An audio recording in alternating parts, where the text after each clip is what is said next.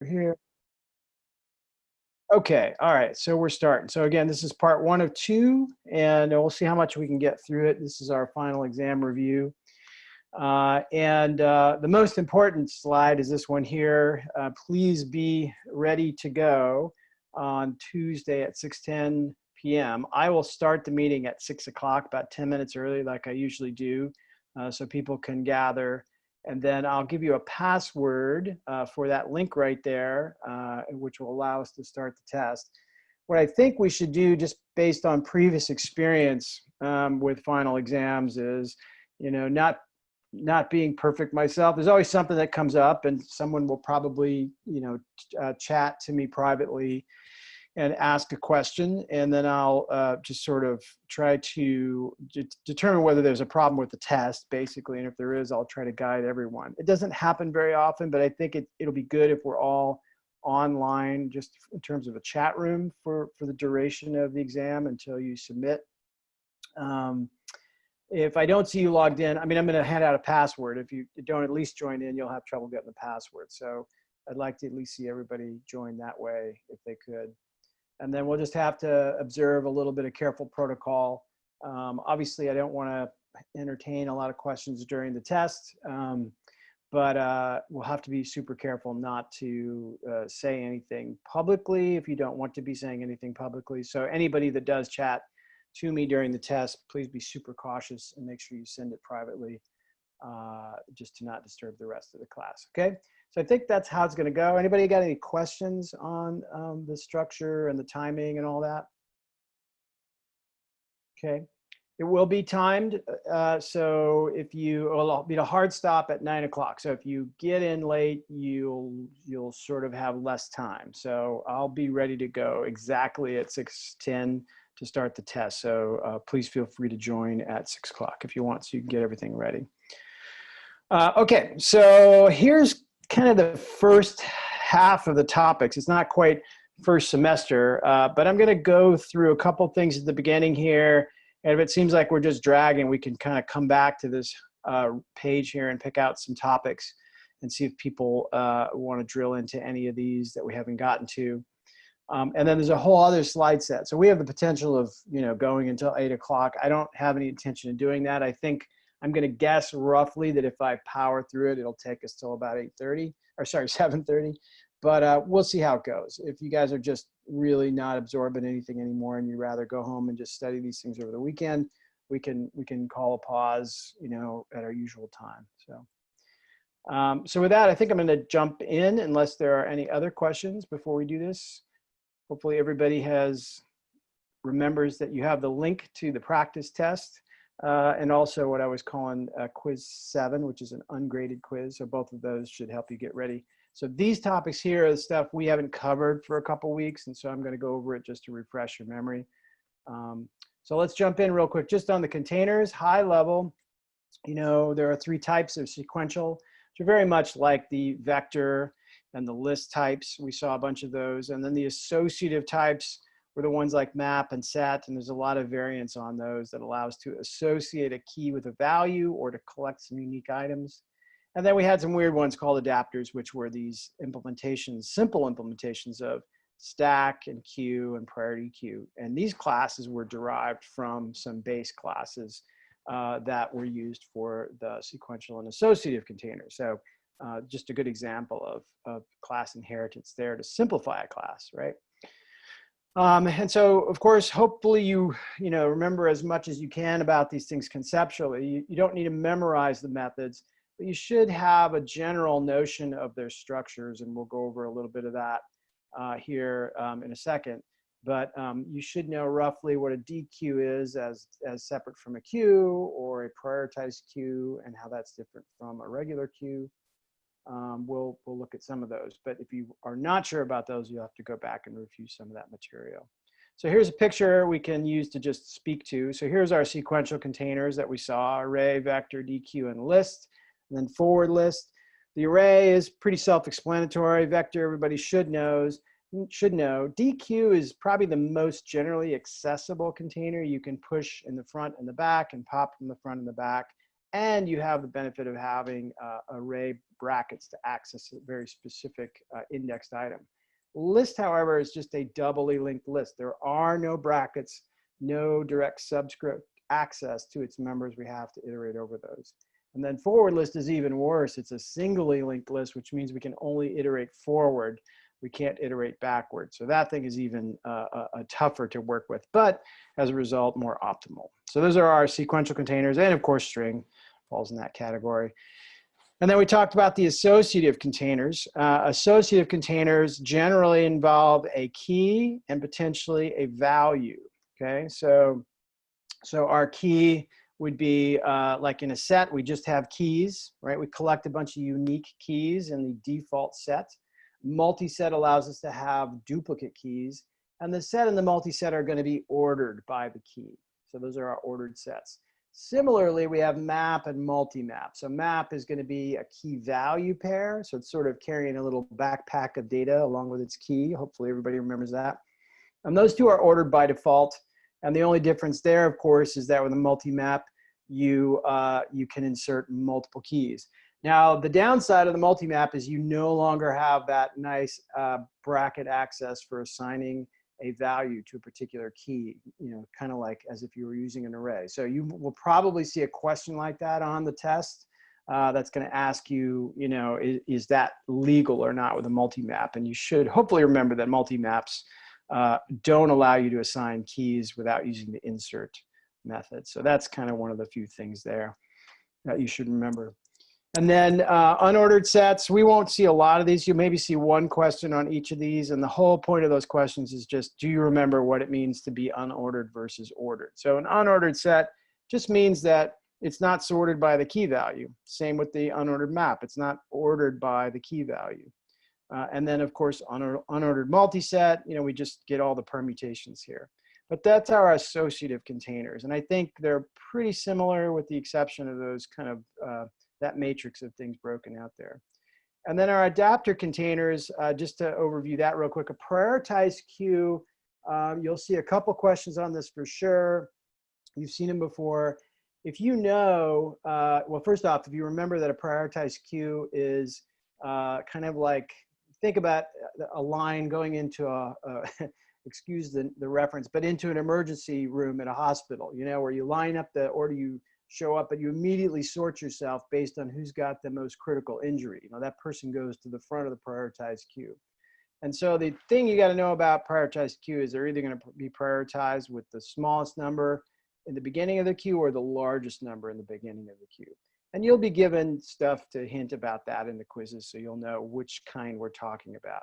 But if you can remember that they get constructed in prioritized order, you'll be more than halfway to the right answer in most cases, okay? So ordered by the queue.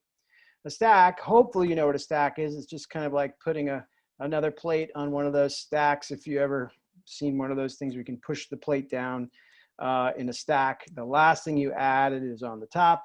That's what we call LIFO, last in, first out stack, as opposed to a standard queue, which is first in, first out. That's our just standard unsorted queue, like waiting in line at a restaurant, okay? So those are our containers. So again, I won't be sort of trying to trick you with anything, but I do expect you to have some notion of why these things are different. And if you go back to one of our container lectures, you dig in, you'll see some of that, or just review your quiz questions and the nature of your practice questions for the final exam. Okay. Any kind of high level questions on containers? Cool. All right, on we go then. So this first set of green slides here is just giving you some prime the pump questions. We'll talk through these super fast, but these are basics from a long time ago. I suspect everybody has this stuff by now, but the nature of this question is, you know, which one of these things is just bad form if we want to overload a function, right? So we can do that. We know we can create a single function, and we can do another function called doIt that has a different function signature. So it's got a different argument for its argument there. Instead of a char c, we have an int I. And then if we did something like that, assuming these are all in the same program, right? that's going to be a problem. And why? Because we already have an int character signature. We can't have them only differing by the return value, right? So this is problematic relative to, actually, is this one okay? This one might be okay. Nope, this would be a problem because if potentially if I just call it with a single character, there's some confusion with do it up here with a single character. So that might be a little bit of a problem, right? So hopefully we can recognize that. And then let's see, so here's about references. So which of these are actually changing the value of A in the calling scope? So when we call mystery1 and we pass it some variable, which one of these is changing that? Well, that one, of course, should be because we're using a reference. That one should be as well because we are dereferencing the address A before we increment the value. So that should be fine because we were passed in an address. This one here, no change to A because that A is just locally incremented in the scope of the function. So that's not going to change at all, right? Okay, so that's pretty basic stuff. And then a couple things to just jog your memory. If we don't specify any constructor inside of a class, the default constructor will be public, right? So that gives us a lot of easy stuff. But if we were to do something like that, you know, we've created our own constructor. We're not doing anything with its argument I. We can pass in an argument I. That'll be fine. There's no problem. Oops, sorry. Aha, right. Caught myself. That one is private, right? So that one is not going to work because it's private, not because we're not doing anything with the arguments, right? So that one, we really would have needed to specify that that thing was public right there. Right? So you might see that. That one is okay, right? So that one is public because we specified it as public, right? A couple other ones. These get a little bit tedious, but I think you guys probably have seen all of these guys. So we know we can do that because all of the arguments have defaults. We can pass in an integer, that's fine. We can pass in an integer and a character, of course that works. We can pass in a character and it will be cast to an integer, right? Because our first argument is an integer, so that will work. And then here we will get we'll be okay on the first one, but the second one's gonna fail, right? We can't cast the braces with two values there to a character, so that's gonna be a problem, okay? And I won't go through all of those, but you can go through those if you have other questions on those. Okay, so those are kind of good to know. I think probably everybody's comfortable with that. Here's another one just to take you, I'll kind of set up the problem for you, but I won't go through it all. But essentially, remember, you just got to follow through your constructor initializer list. This is the stuff that were given to us in the constructor.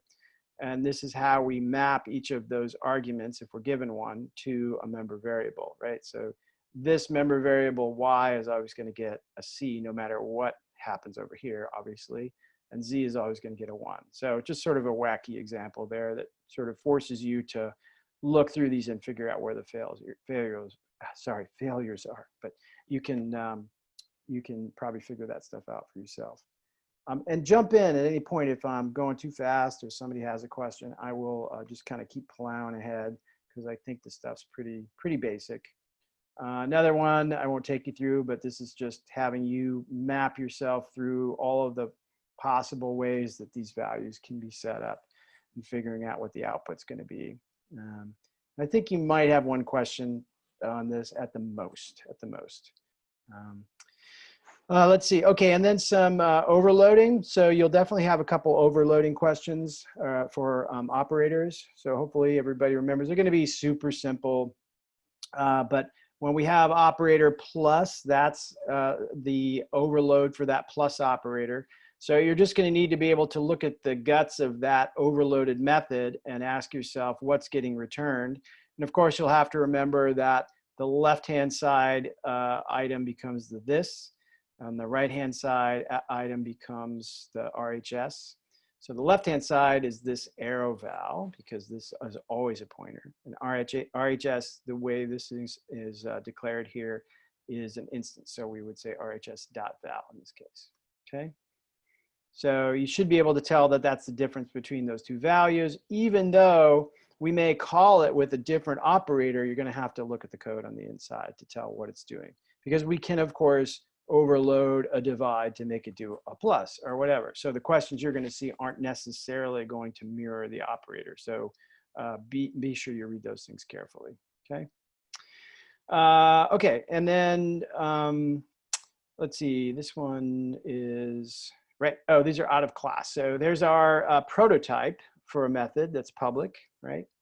And then there's our prototype out of class, okay? So we don't really have the guts for that thing defined here, but here we do, right? So here we've actually implemented it. And here's another way, oh, I see, right, sorry, syntax error. So should be int foo double colon do it, not that and that. So this is the correct one. I'm sorry that I didn't quite know what I was after there in that particular question, but just reminding you that the int actually goes at the far left before we have our kind of scope followed by the method name, okay? Sort of mangled that one. By the way, just an aside, I forgot to mention this at the beginning. I'm going to go through a little bit when we get to the thread section of this lecture. I'm going to go through homework 9 because I kind of mangled that one pretty badly in the setup. So I will spend a couple slides on that for those of you who are curious about that and would like a little more context on my email that I sent over the weekend. So bear with me until we get to that stuff. Friend stuff, you'll probably see one friend question. You just got to remember that the friend class, the class that's getting asked for its access has to give it. It's not the asker, it's the askee. So, so if B declares, if A needs access to B's private members, then B declares A as its friend, right? And we can just put friend class B anywhere inside of the class so that we can indicate that that's the case. Okay, so you'll see one of those. And of course, two classes can friend each other, which is fine. Iterators. So definitely you're going to see some questions on iterators. We've used several ways to iterate through containers. One of the ways is with the range-based for loop. Of course, some of the containers allow us to use brackets, but not all of them. But definitely the begin is the method we would use to get the beginning iterator. That is different than front, which actually gets us the front item. It actually pulls out the item that's in a particular container. So don't get those two confused, right? C, front is the value, and begin is the pointer to the iterator. So if we're going to iterate, we're going to start with begin and go all the way till end, okay? So, and if we took what's at C begin, we actually get the same as the value that's at front, right? If we dereference that iterator, which kind of acts like a pointer, that'll actually get us the front value, okay? So really, the iterators act like pointers, even though they're not really true pointers. In fact, we can even go backwards from the end marker at a container by 1 position and then dereference that. And effectively, that should get us the back item. Because as you may recall, the end of every container is null. There's nothing stored there. It's just like a backstop on a train track, right? It's the thing we bump into when we get to the end of the container. So we have to back up by 1 to actually get the last item in the container, okay? And this is probably a little bit of a misleading answer here. It's not really a pointer. It's an overloaded type or an overloaded operator on an iterator class. So we're treating it as a pointer. It's not really a pointer, but you should think of it as a pointer whenever you get your handle on an iterator. Okay. And then references for the range-based for loop. Don't forget that you need the ampersand if you want to change values. So there we change the item. Here we do not change the item, right? Because we don't have that reference in there.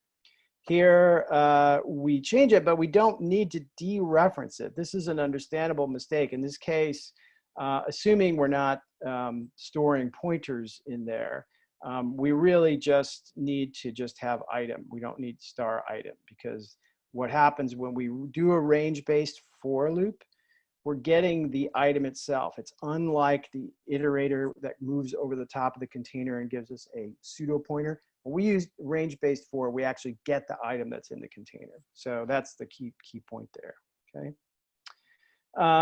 And let's see, so we talked about these, so you should be able to answer these based on our kind of summary at the beginning of the lecture. These will definitely come up in A form on side of the test, okay? Pausing there, so that's kind of the remedial question, so to speak, that covers the way back section of the first half of the semester. Any questions on that stuff? Okay, cool. Okay, deep breath. All right, const. Easy to forget and annoying, all this const mutable static stuff. So we're going to go through this a little bit and you will see this stuff on the test. Const, of course, prevents something from being changed, and we can see const in lots of different places. So we could say const int a equals 0 or const char star equals some string. The key thing about const when used by itself is we need to initialize in line if we have a const variable, and this is out of class for the moment. So if you ever see a question that shows you some const that's not getting initialized on the same line where you declare it, then you know that that's a compiler error, right? Now we can also declare that our arguments and functions are const, which requires that we pass something equivalent when we pass it in. And basically this just allows us to prevent to have the function not able to change what's at value. So we might want to pass by reference, but we're basically saying here we don't want anybody changing what's at value inside of this function. So it protects that value, but allows us to pass it by a reference, which is kind of nice, or a pointer. And here's the same kind of thing using the reference syntax rather than the pointer syntax. Same kind of thing, okay? And then these are hard to remember, admittedly. Data members of a class. So if I have class foo, this is all kind of thrown into one thing here. This is a private member A of the foo class. We have a default public constructor in the foo class. So I've kind of crammed all this onto one line, but it's just a class here. And A here is constant. It can't be changed, and we've initialized it in class. That's okay. Okay. Now we can qualify that a particular member function is const, meaning that nothing in that function is allowed to change anything about the class, almost, right? Almost, with exception of mutable, which we will talk about again. Not to be confused with this format, which I think someone pointed out earlier in the semester. Const void is a thing. It's a weird thing, but it's not the same as having a const method. So that is not a const method, but it does return a type, which is in this case referred to as a const void. And so does that. Void const and const void are the same type. It just returns that type, but it's not a const method. So be aware of that. I think you'll see a question on there. And basically, non-member functions that are not in a class are not allowed to be designated as const. So the only time you're going to see a const is going to be in association with a particular method, okay, inside of a class. Any questions on that? Okay, that's kind of the toughest one. Const is kind of a rough one to remember. Strings are a little weird. We talked a little bit about this, and there will definitely be a question on there for this. But basically, this is just your typical array, char name, 1 bracket. We're initializing it to some string. We're storing that string in the name array, and we're sizing the array according to the size of that initializer string. So that's going in the array. It's on the stack. This is just part of the initialization process. And then thereafter, we can change that array, right? That is different than here, const char pointer to some allocated symbolic constant, right? So here what we're saying to the compiler is, hey, create this string for me, store it in this special area of memory, and then give me the pointer back to it, and I will assign it to name2, and I will make that a constant. Okay, and I can't change these, I can't change that after the fact. I can't treat it like an array and change it. I can access it like an array, but I can't change it like an array. Okay, so that's kind of the way back stuff. Let's see. I think here's just some in context examples, right? So we can't change pi because it's a constant variable. We can't do that because it's not initialized, so that's a problem. We can do that, right? So with a regular const, we can set b equal to a value that is defined above it, as long as that value is known to be is a known value at the time, at the runtime point this actually executes, right? And we'll see const expr in a second, which is a little bit different than that, right? So here's a couple examples, just const data members, right? So this is important. So remember that we can, in our .h files, or if we're doing all of our implementation in class, even though this val member is const, we can actually initialize the const value through the constructor initializer list. That's allowed. We can do that, right? We cannot, however, do that, right? That happens, the above one happens at compile time. This one happens at execution time. And if you want a little tool to help you remember that, you'll remember that in all of our .h files, we usually have our initialization happening through our initializer list here, right? And then in our CPPs, we tend to do stuff over here, right? So that would be how we'd get away with doing that for a constant. And it's okay. And I think you might see a question on that as well, okay? Member functions, again, just looking at some examples. There's our const method, right? So it's const, it's not allowed to change anything. That's just returning a const type, and so is that. So our const void, which is different than a const method. We saw that previously, okay? Instance of a class, constant instances. So if I have a class foo, there's a really simple class with a public val and a public constructor, default public constructor. I can go ahead and, of course, create a default F1, right? That's not const, but there our F2 is const. So anything that we try to change through F2 would be prevented, even though it might be a public value, right? So I can say F1.val equals 10, but I cannot say F2.val equals 10. Why? Because F2 was created as a const instance, which means it's not allowed to be changed, okay? So that's just another way to protect things. And of course, all this stuff about const is just about protecting stuff, right? You could develop all of your preliminary code without it, but once you get to be comfortable coding, you will very likely just know where you want to use const, and you'll use it from the very get-go. But there's nothing that prevents you from developing without const, as long as you, don't run afoul of any const character strings. Okay. So if you need any const coding practice, the Quizlet set is there. That's the link for you. You can go play around with that. Const expr, just briefly, I don't think this is on the test, but interesting to know about. So if we have a double user pointer and we try to set that equal to that at initialize at runtime, that's okay with const. But const expr is not going to work, assuming that that user input is coming from some outside source. We can't initialize a const expr value with a value that is not known at compile time. Now, this is probably a little misleading. This double user input could have a junk value in it. We'd be initializing double gravity with a junk value. But the implication here and any code or any examples in the test you'd see would make it pretty clear that you're waiting on user input. And that should be your clue that you cannot make that assignment to const expr, because it has to happen at compile time, okay? So there's some practice questions there if you need them, in addition to all the other stuff. Mutable, so mutable is this get out of jail kind of feature that allows us to enable a particular data member to be changed, even though some const usage is saying that it shouldn't be allowed to be changed. So if I have a const member function here, which in theory should not be allowed to change anything, I can actually change a mutable, right? That's what mutables are all about. They're little backdoor ways to change some piece of information, even though you're working inside of the context of either a const method or maybe a const instance.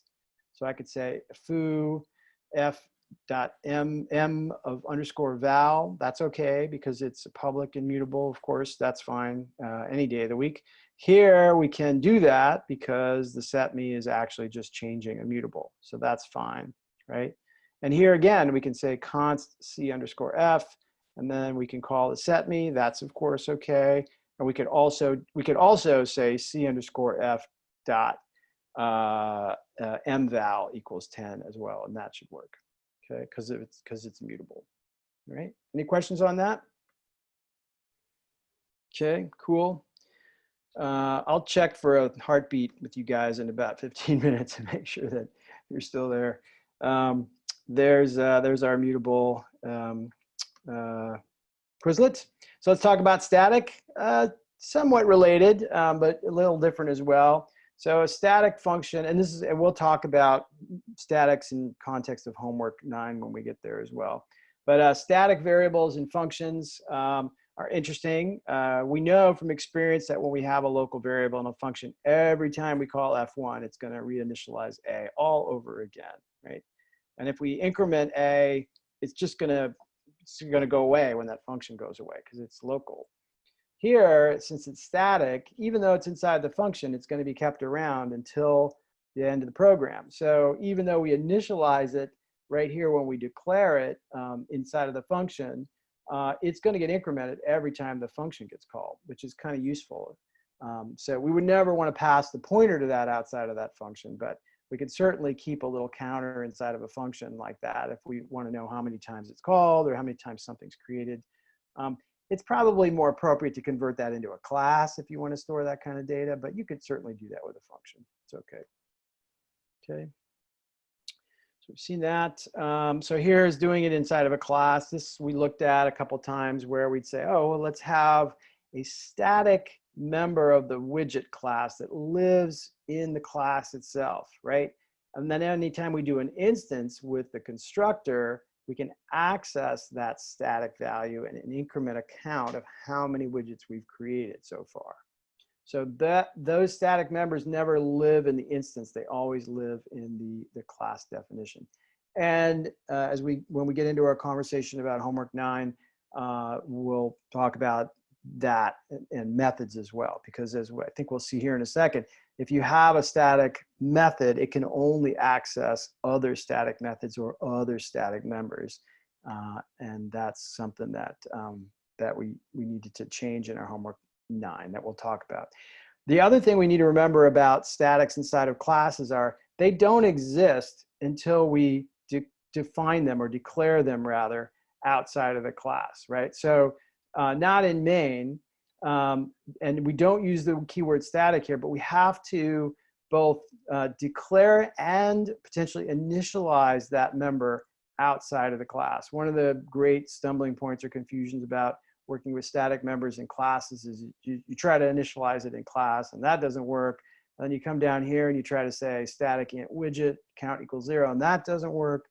And you just have to remember the exact syntax, which is we don't restate the static, we use the scope, and we do it before main, and we tend to want to initialize it here, although you don't have to initialize it if you don't want to, okay? And thereafter, we can do something with the data that way, okay? So we can call the class name and then increment the value, and you'll be fine, okay? Okay, so this really should say declare, not define. Just a little semantics. So this is probably overkill, but you can think of it as your statics are living here over in the purple class, and then we create an instance in brown here, and it has the things that are non-static living in it, and it doesn't take up extra space to have a bunch of widgets because we have our count and our print count up here stored in our class, which is nice. We're not duplicating that space or using up that space in every instance if they're going to be identical, right? So we can say W1 of ID, but if we said W1 of count dot dot or W1 of count increment, that's really just accessing the static member through the instance. Just a little service that the instance provides for us. We don't have to say widget : count plus plus. We can say W1. It's just a shortcut. Okay. Same here, different instance, right? Same with methods. I can call a static method through an instance, right? That's totally fine because that gives us a shortcut over there to do that. It's like and then the important part, and this is where we got into a little trouble, or I got into a little trouble with the starter for homework 9. I did not pull all of the members that our static methods needed to access, like the mutex and other items, into the static definition of the class, and just created a problem. So we'll go over that. But that's the key point to remember, sort of a teaching or learning point, depending on your perspective, is the print count. If it needs to get access to a member, that member has to be static as well. It can't reach into a specific instance and get access to like ID, because ID doesn't live in the class, it lives in an instance, and it doesn't know what instance you're talking about, okay? Unless we pass it in, which is possible. Const data members, I think we talked about that. Oh, static const, special beast, right? Static const, we can actually declare it, and it lives in the class, but it can't be changed once it's initialized. And you don't have to initialize it outside of the class, right? So we can initialize it inside of the class, or we can do it like that, or we can do it outside like that, but we can't do both. If you try to do both, you will run into some problems. So if you do it this way, then you definitely don't need to do it this way down here. That's special for static const. Okay. A little bit of a strange beast. And there's some practice questions for you as well. Okay. And there's some more on const, mutable, and static, if you want to go through any of those guys. And then there's no questions on this in the test, but I think it helps to keep this stuff in mind. When we talk about automatically allocated or on the stack, those are variables that you just call out inside of a function or inside of main. They exist for the duration of the scope that you're currently in. That's different than any time we say new int.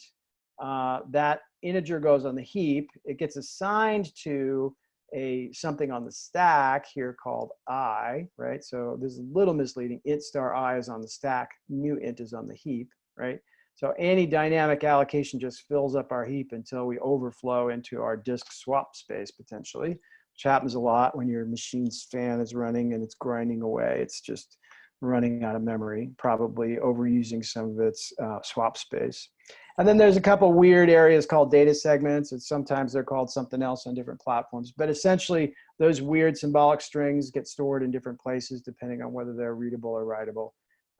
And then, of course, all our statics. So you can kind of visualize things this way if it helps you. I've tried to use the colors consistently throughout. But you'll have a number of questions that will ask you, if you allocate something like that, how are you going to go about deleting it? And there's a little bit of gotcha questions where you'll get some stack declaration, and I'll ask you, how do you delete that? And one of the choices will be, you can't delete that, it's on the stack. So it'll be important for you to recognize the difference between a new and something that doesn't have a new, right? So if it's got a new in it, you can delete it. If it doesn't have a new, you can't delete it. It just has to go out of scope. That's the automatic part. Okay. So that's our memory model. Yeah, so I think there's kind of most of those points I covered. See if there's any key bits there that I missed. Yeah, I think those are the key things. We got most of that stuff covered.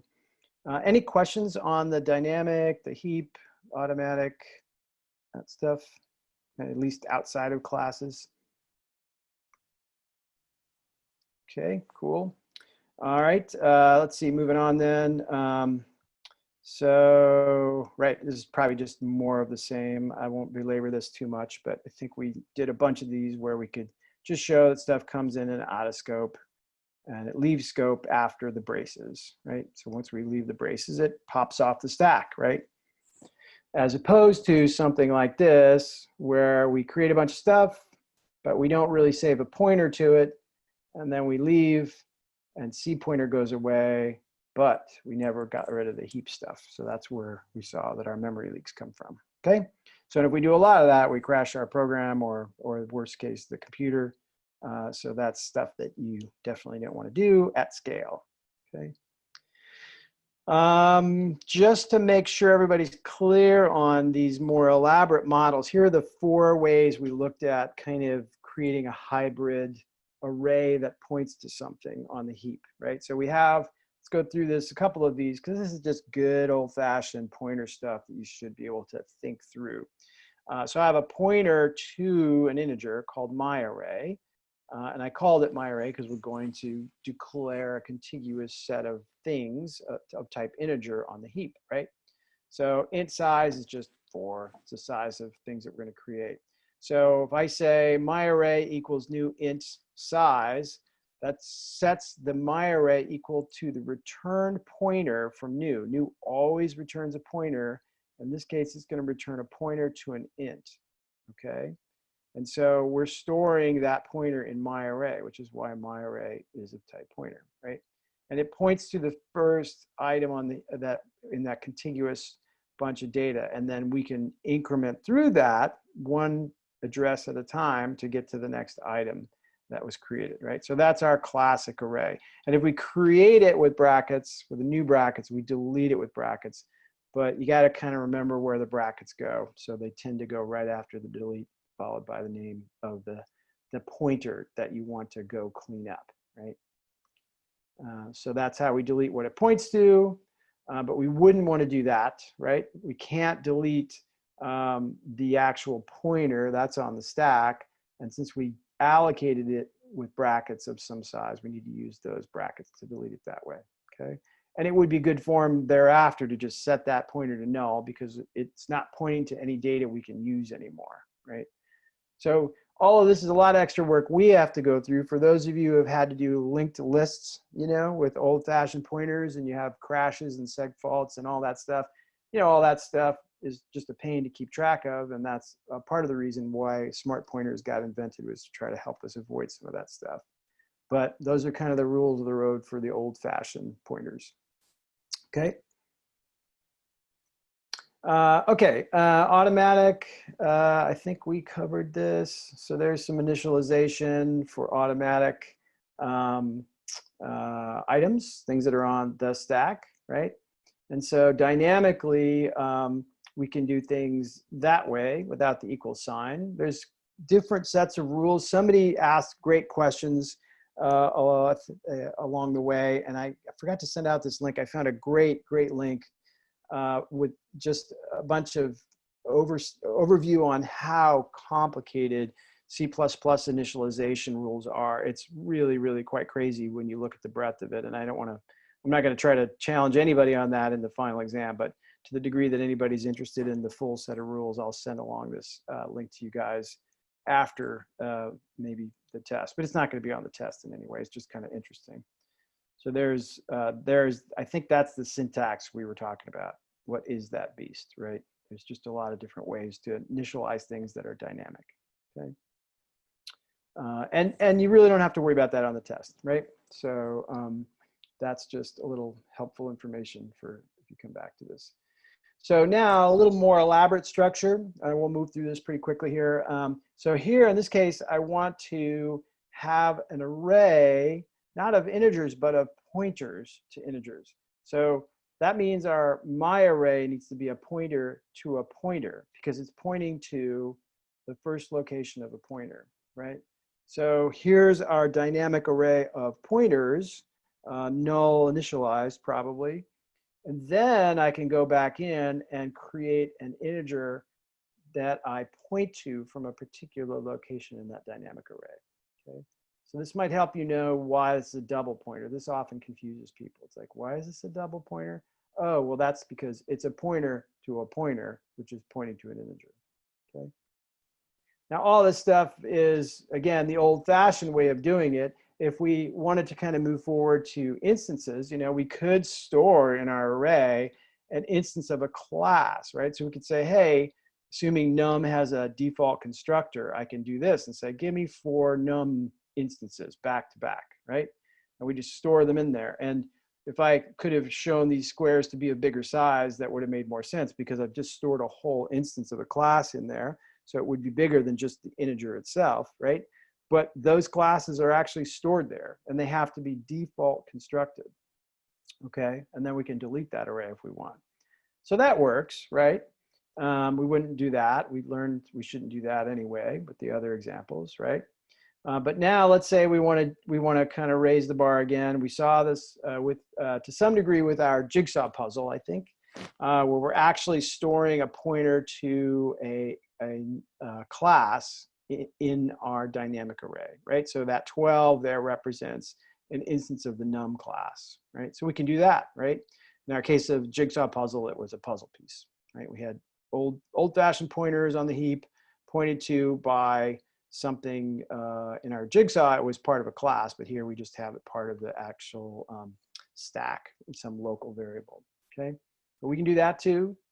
So then we delete an item, right? So we delete a particular item, which we did in our destructors several times in some projects, and then we go ahead and delete the entire dynamic array, okay? So there's some practice questions for you there if you want to go look at any of these items, okay? Class destructors. So kind of part of the dynamic memory segment because, like we said, we got to clean stuff up. So if our class constructor or any operations during the life of our class create something on the heap, it's our responsibility to go clean that up. And that's this RAII principle. Resource allocation is initialization, terrible acronym, but it basically means clean up your own mess. So that's what our destructor is going to do for us. And so it takes a little bit of while sometimes to think about when these things execute, right? So if I say foo star f underscore pointer equals new foo, the new foo calls our constructor, of course, so we see hi, right? And we get that, right? So we've got just a regular pointer to a foo instance here, okay? And then I delete what the pointer points to. I'm not deleting the f pointer on the stack, I'm deleting what it points to, which is going to invoke the destructor and call by. And then once all this stuff goes out of scope, then our foo pointer will go away after, okay? So that's hopefully pretty straightforward, okay? And then we get into a few tricky operators inside of the classes. And there will be, I think, 2 questions at different points in the final that cover some of these operators. Not in too cruel of a way, but just trying to, test your general recollection of what these things do. So a conversion operator allows a class to convert itself into something else. So if I gave you a class foo, but what I really, if you gave me a class foo, but what I really wanted was a double, then your class foo better have a double conversion operator so I can get a double out of it, right? So a lot of times classes will try to convert automatically, right? So so in the reverse, if I try to assign a value to a class,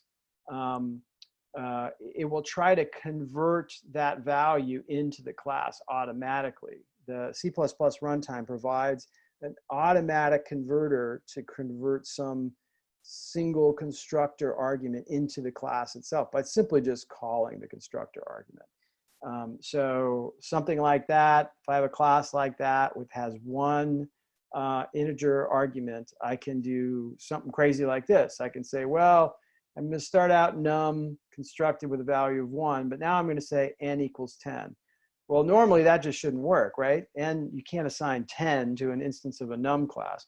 But what happens is it gets constructed through the conversion, the automatic conversion process, because this constructor only has one argument. It's a special little thing that we can have because of that, right? So that allows us to create a num instance and then copy that num instance over n.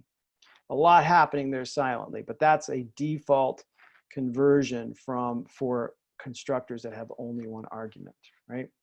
Now we can turn that off, and there will be one question somewhere in the pile on this where the thing that you're supposed to remember is if you don't want that to happen, if you don't want that automatic conversion of the 10 to the 1 to happen, then you need to use the word explicit in your class before your constructor to say, hey, I don't want you interpreting anything. I mean what I say. I'm being very explicit. This is what my constructor does. Don't try to create anything else for me. So that's what the word explicit does for us, okay?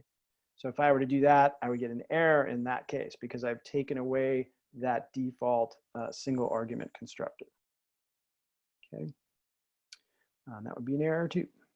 So for something a little more complex, we can implement our own converters as member functions, right? So I could, if I have a complex and complex type, so complex numbers that have 2 components, a real and imaginary type, I can, of course, have my constructor this way. I'm going to initialize real and imaginary with the value sent into the constructor.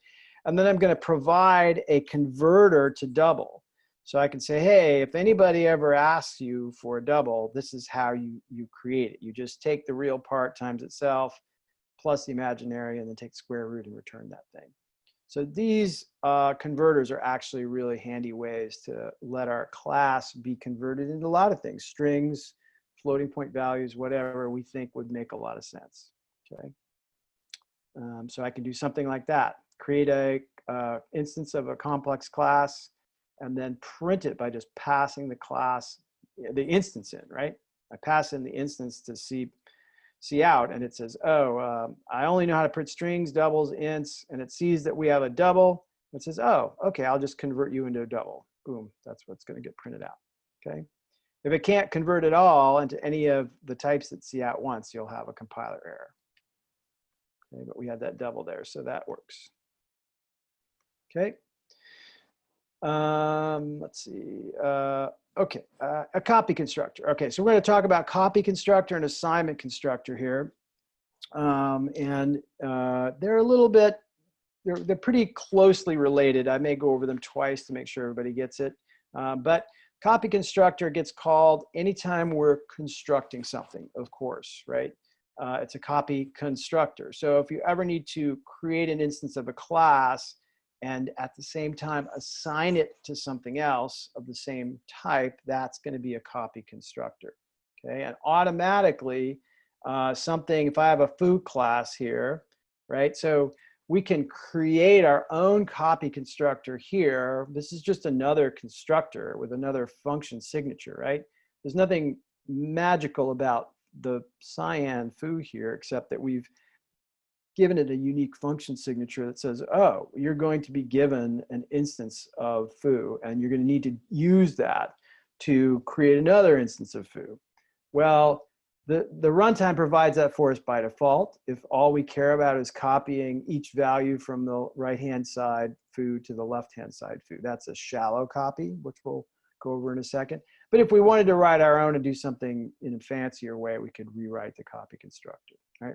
So here's how that would work. I have an F1, and then I'm going to construct an F2 from the F1. That's the copy constructor. Not to be confused with that, which is the assignment operator. Here we're not constructing anything. Here we're constructing F2 from F1. So that's our copy constructor. That's how I remember the difference between these two. We can write this and overload that. And if we don't, it'll be default assigned for us, but we can actually do that separately, okay? So we will not call on the assignment, the copy constructor, but we will call our assignment constructor, okay? So here's another example of that. So foo, here we could say, well, I'm gonna manually do the copying, thank you very much. I will copy the val from the yellow right-hand side version of foo to the green left-hand side version of foo, which is always going to be the this when we implement it this way. Okay, so left-hand side is the F2 that we're creating. The right-hand side is what got passed in. Okay, and it's done by reference, and it's const, which means it's a very efficient way to pass in a instance of a class, but we're prevented from changing it, as we know, because we went over that const stuff. Okay. Any questions on the copy constructor? All right, deep breath, keep going. Okay.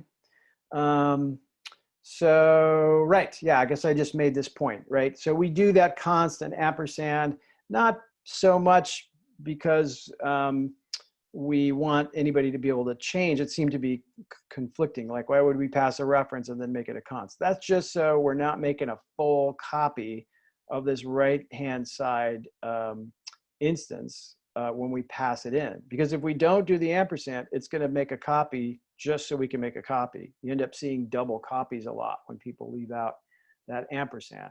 And the reason we put in the const is we're just trying to be a little overprotective and say, well, since we gave the ampersand there, we want to make sure nothing gets changed. Question there, accept a constant argument. You can, no, you could create a copy constructor without the const. Yeah, you could leave it out. You could do both. You could have a const and a non-const version of that, which can be useful in certain situations, I suppose. Yeah, so I believe you can do that if I understand the question. Okay, so that's our copy constructor assignment, just to kind of round that out. So we saw that situation where, you know, we create an instance of foo, let's say, where we're just pointing to an integer on the heap. So it's a instance of, actually, sorry, this is a F1 is foo. F1 is on the stack, and presumably it's pointing to an integer on the heap via its constructor, right? So we kind of left some stuff out there. So I have F1 and F2, each pointing to something on the heap. And the risk, of course, of using the system level assignment operator is that it's just going to copy the ID value or the pointer from this guy, sorry, from F1 over to F2. And the net result of that is you're going to have this kind of situation potentially, where two instances of foo are pointing to the same thing on the heap, and now we have a memory leak because we lost access to that one. So a simple level assignment operator is generally not very, very effective for us if we have a very complicated data structure, right? But this is calling the default assignment operator unless we decide to make one, right? Which we'll go into now. Just look at the code. So here's our assignment. There's our constructor, and there's our assignment operator. So the I should have made this equals to be consistent with my other coloring. That equals should have been magenta here. So the equal is the assignment operator that we are overloading. We're passing in a const foo reference, right-hand side.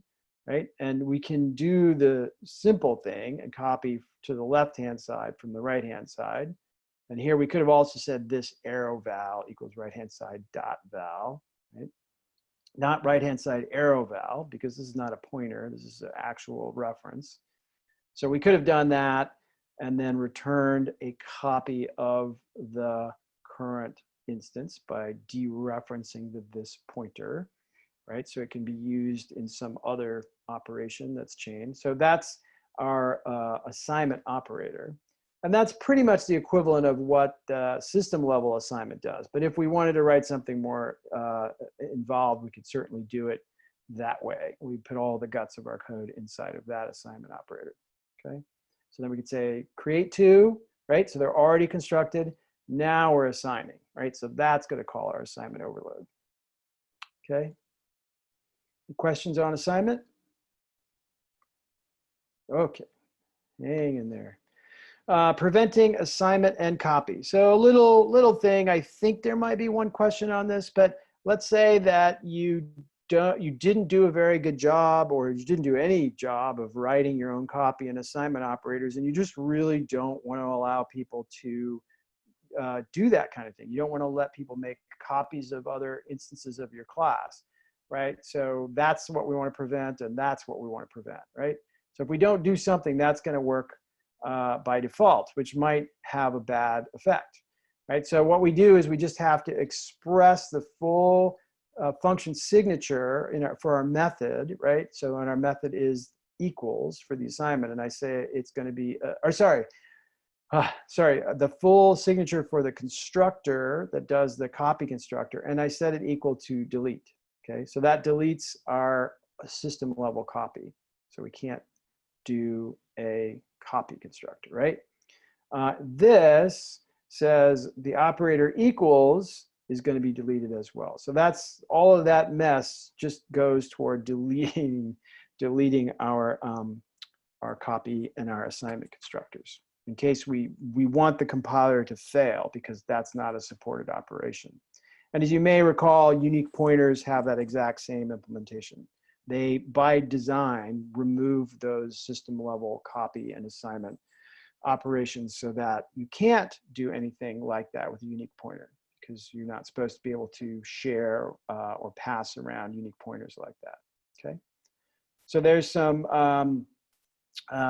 practice stuff on Quizlet if you want.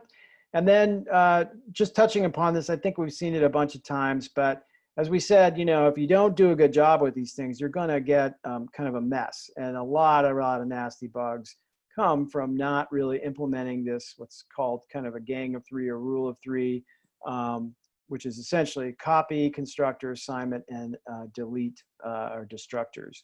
Right? We need to do all of those to avoid this situation, right? With our puzzles, if we were to have had our puzzle in Jigsaw and we just tried to make a copy of it through a copy constructor, the default system copy constructor, it would work, but it would just do that. So now both puzzles are pointing to the same pieces, which maybe that's okay. But if you really wanted a full and unique separate copy, you would have had to actually go implement these things.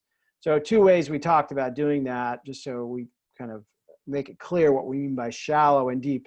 This is kind of a less shallow copy. We're making our own version of the dynamic array over here, but we're still pointing to the same tokens in the middle here. So there's still kind of some overlap between the two classes that got created by our kind of lazy version of our copy constructor. If we did a really great job with our copy constructor, then we would duplicate all those tokens. And we have to walk through the whole data structure to do that. And now we have a true copy, right? And so we'd want to do that with both our assignment and our copy constructor. So we'd write a very thorough version of those that would give us a very clean and bug-free copy. Many bugs happen because some dangling pointer doesn't get initialized or something doesn't get duplicated. And then when one puzzle gets deleted, it blows up the other puzzle, but it doesn't blow up for a really long time because someone doesn't try to access that bad token, right?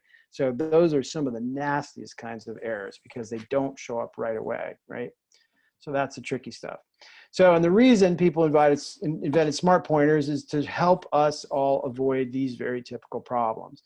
And so they kind of said, what we don't want to allow to happen is this classic problem of where we assign this stuff and we have a leak, and that maybe we didn't delete something when we deleted a particular pointer. The idea, we may not remember, but we tried to start developing our own smart pointer just to kind of get a sense for how this thing was going to go. And we could have gone all the way with it. We could have overloaded a bunch of operations. But there was a lot of work to actually do that. And the nice thing is that, and this is that concept, this RAI concept, smart pointers and many things like threads, and I'm trying to remember the other one we saw recently, all implement this same strategy where the class is supposed to clean up after itself by having a destructor that, closes down the threads, as we'll talk about in homework 9. We want to rejoin the threads in our constructor. That's another kind of a scope-bound resource management. We're shutting down our threads or rejoining our threads.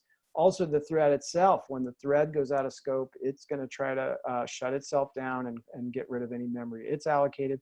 All of the containers work that way. When a container that's a vector holds 1,000 things, goes out of scope inside of some function, it's going to clean up after itself, right? It will actually go clean up all of those things that you put in the vector. You don't have to call delete on a vector. It does it for you whenever that class goes out of scope. That's an example of this idiom, this resource allocation as initialization. We see it everywhere in C++, shared, unique, and weak pointers as well, okay? So let's just do a quick review on smart pointers. So these are just a collection of classes. There's primarily 3 of them, and you choose the one that you want to use depending on your application. Typically, you use weak pointers in conjunction with shared pointers. Weak pointers let you observe how many things are being shared without maybe getting in the way and preventing something from going away. Unique pointers are as they sound. We would just tend to use them whenever we know there should never, ever be more than one pointer pointing to some piece of memory that we allocated on the heap, right? So you get to choose. Generally, you wouldn't, mix these two together. They're pretty separate. They all come from the memory library. And this is where we started seeing things get a little syntactically confusing. Our unique pointer wants to know what thing it's going to be pointing to. We don't put a star in there. That's just the class that we're going to be pointing to conceptually with our unique pointer. This is the name of our unique pointer. And this is the constructor for our, this is how we create the pointer and pass it in, right? So we call our foo class, with new, and that returns a pointer to that class, which gets stored inside of this instance of the foo class, right? So, or of the unique pointer class. So that's the basic structure. Those two things have to match, right? If we're storing pointers, unique pointers to foo, then this should create a pointer to foo right there, okay? And then let's see. So the way that works, we can test to see whether the instance of the class exists or not, right? So the not has been overloaded for this instance of the class to let us know whether this pointer that's managing is null or not, right? So if we cracked open that class and looked at it, we'd see there's an overload for the exclamation mark operator, right? And we can construct our pointer this way, right? So we're going to have a null one constructed. We can construct a different one. And we can assign something to it if it's null. But once we've assigned it, we can't overwrite it, or we can't copy it to anything else. We can just test its value and dereference, or use the overload on the dereference to figure out what it's pointing to, right? So pretty standard stuff. And we can do most of these methods similarly with the shared pointer as well. They all have a bunch of methods. You won't be expected to remember these methods on the test, but hopefully you can remember the difference between a unique pointer and a shared pointer and roughly what they do, okay? So the reason we can't do this right here is because we've reset our U pointer. So it's null, right? So it's when we reset something, it gets rid of whatever it was managing on the heap, right? And so it's no longer pointing to anything. So if we try to dereference it, we're going to get an error, okay, which is pretty standard. We should test first before we try to reference it, okay? So here's a couple examples. We can create some unique pointer, I pointer 1, I pointer 2, test whether they're equal, right? So this is just sort of really pointing out that these are indeed classes on the stack. They're automatically allocated. And if I take the address of I pointer instance of a class and this I pointer 2 instance of a class, those are addresses in memory. They're not going to be equal, right? So these are two different instances. However, we could test to see if the values that they're managing are equal, right? We could see what they are. I cannot reassign one I pointer to be another I pointer. That's one of those things we're not allowed to do with unique pointer. We can't do any assignments because the assignment operator has been deleted. We can construct something totally new. That's okay. It's not a copy constructor. We're just constructing something, right? But we would not be able to do a copy constructor with unique pointers either, okay? So here's just an example of, we talked about, well, hey, these things are just instances of classes, and we know we can put instances of classes inside a container, so why not put an instance of these unique pointers inside of there? So this whole vector is just, of course, holding an instance of unique pointer to integer, and that's what all that stuff is doing right there, right? So we're just storing a whole bunch of these things inside of there, assuming we call that method a whole bunch of times, do a bunch of pushbacks. And then we can iterate over the top of those with our container iterator if we want, going from begin to end, right? And in order to do something with that queue, we'd have to dereference it. So queue, when we work with iterators, is just a kind of a symbolic pointer to a symbolic pointer. I know that kind of double indirection is probably very confusing, but we'll look at the code up here, up top. So star q means what q points to, and what q points to is a shared pointer, right?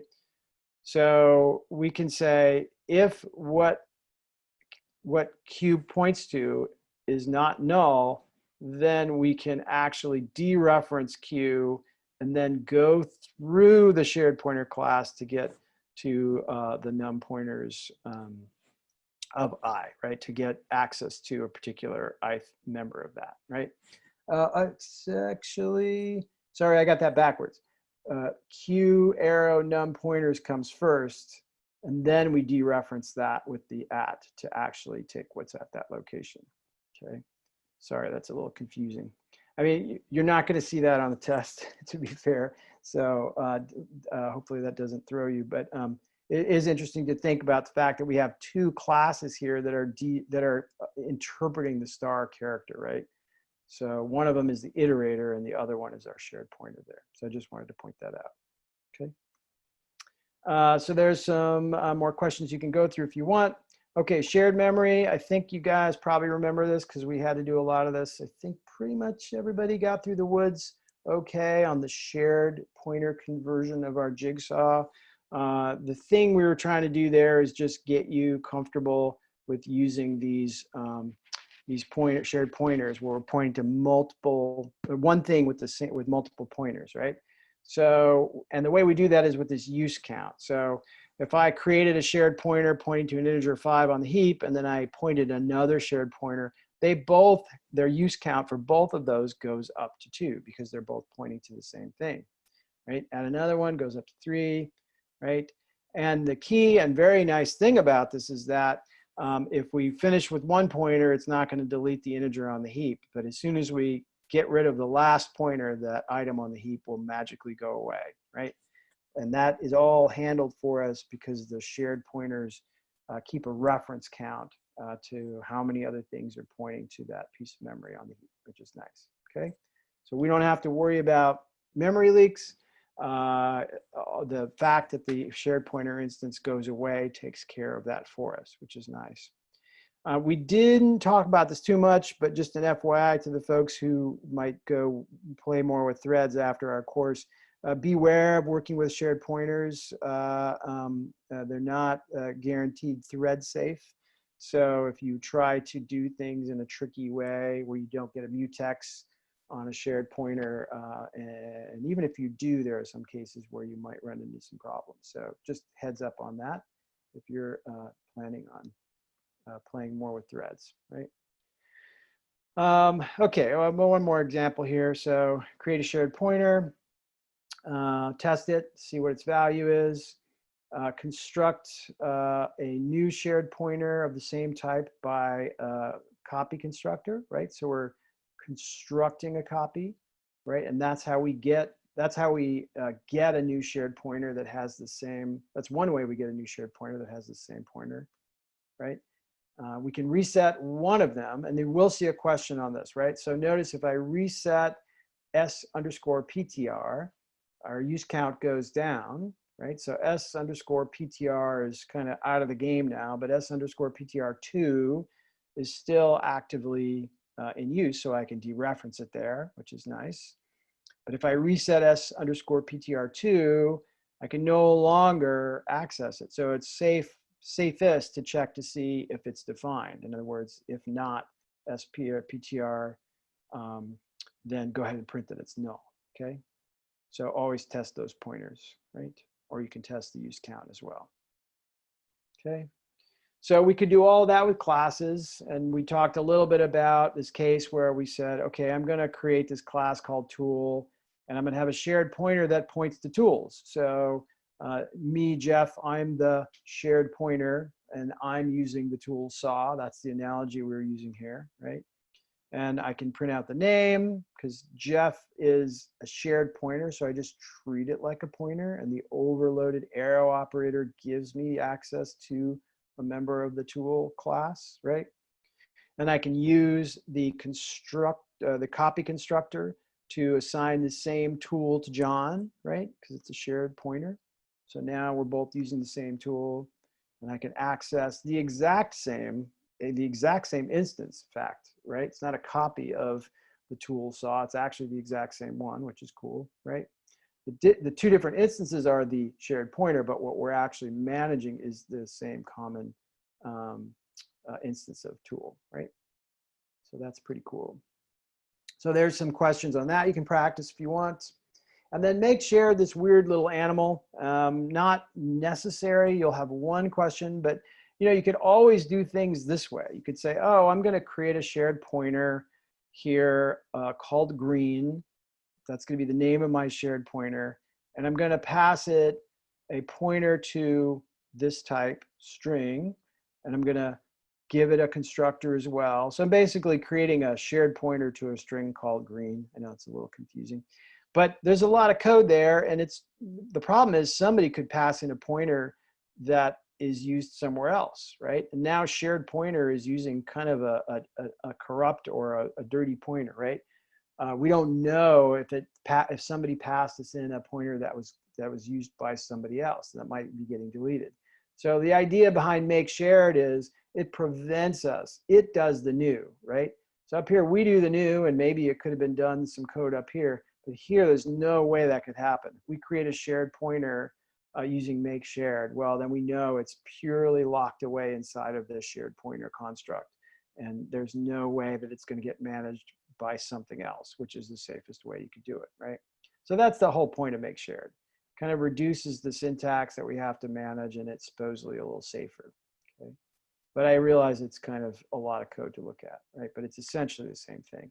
And in the worst case scenario, if somebody did this, SPTR star equals new string, and then they passed that SPTR into the shared pointer green constructor here, but then they separately deleted it, that's what would blow up the shared pointer system, right? That can't happen down here with make shared. That's the whole point with make shared.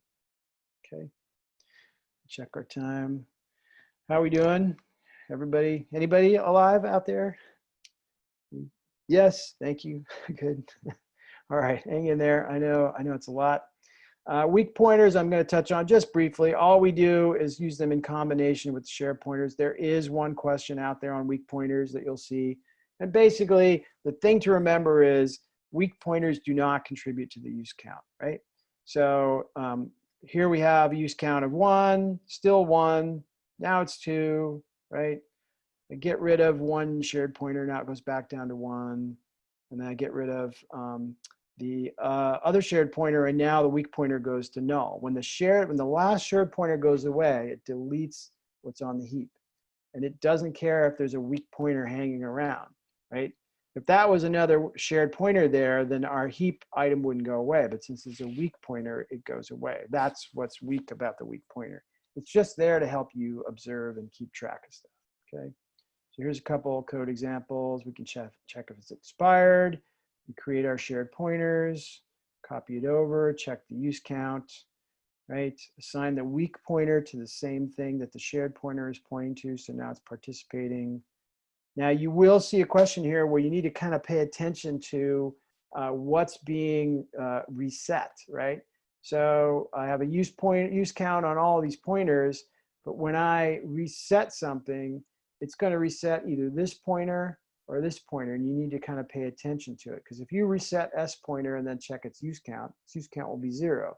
But if you reset this shared pointer here, this use count over here is still going to be non-zero. It's going to be 1, right? But it's not going to be 0 because it's still participating with int5 here.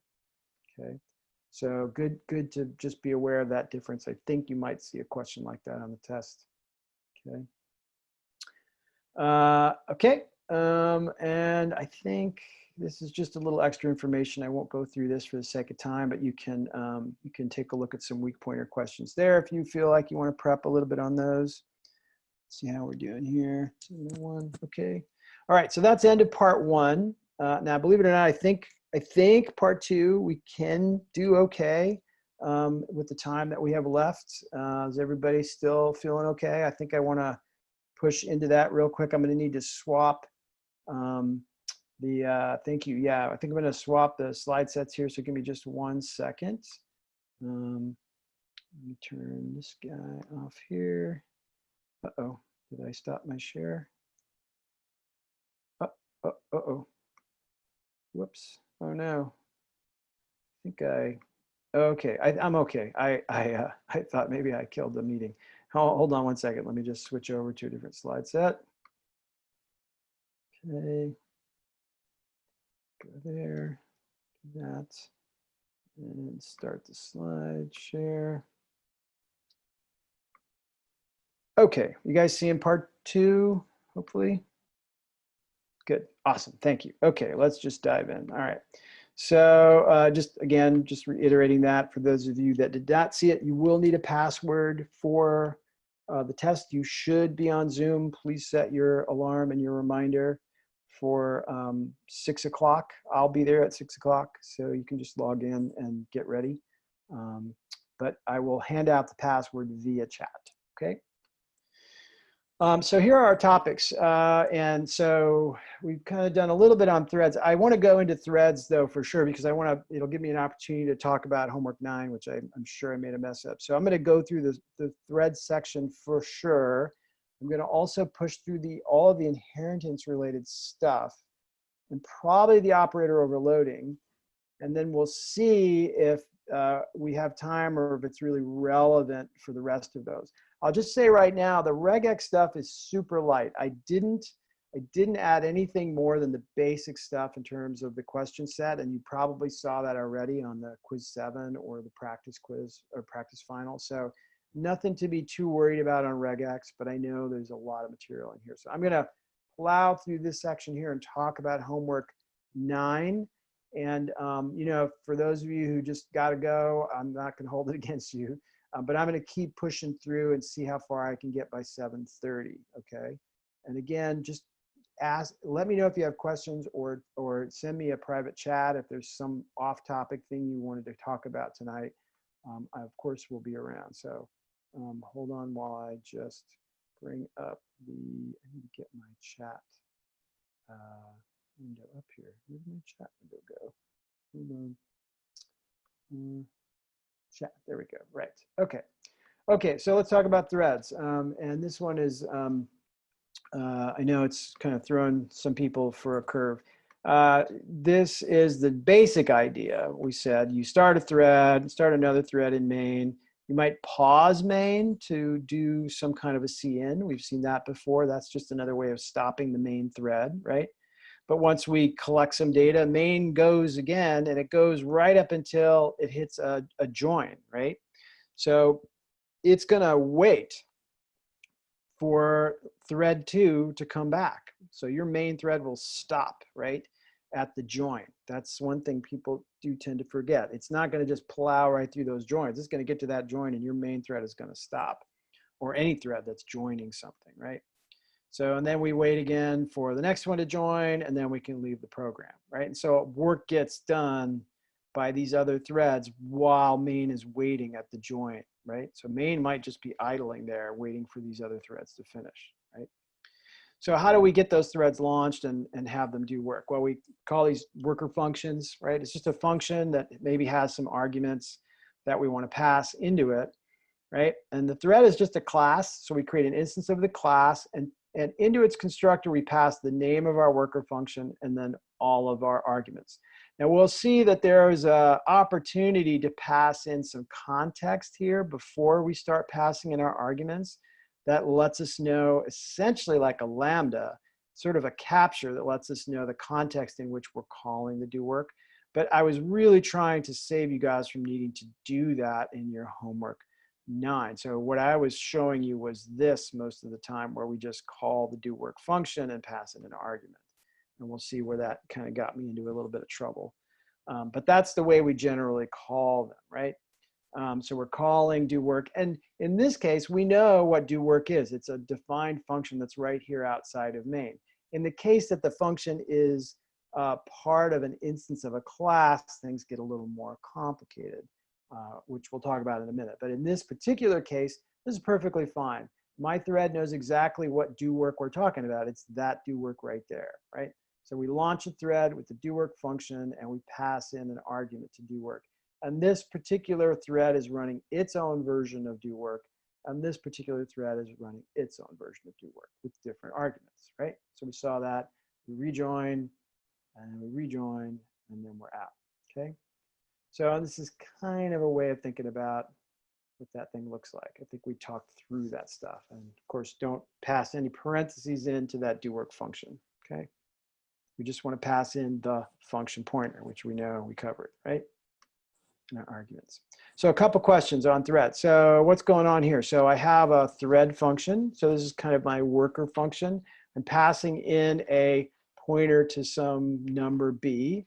Or some Boolean rather, and I'm saying if whatever Boolean is, I'm going to invert it and assign it back to the Boolean again. So we're just inverting the Boolean and leaving, right? So the question is, if if this is our main, does our function terminate normally? So your eye should scan down here and say, oh, I have 2 threads. Oh, but I only joined 1, right? So we're going to crash. We're not going to terminate normally because we didn't rejoin that other thread. We either need to rejoin or detach. So we've kind of focused on rejoining in most of our examples. So that's definitely not going to finish cleanly, right? So let's look at something a little bit differently, right? So there we go. We passed in the address of the Booleans, right? So that they can be changed, and we do rejoin, right? So that is fine. We don't really know what the output will be here because we didn't get a thread lock.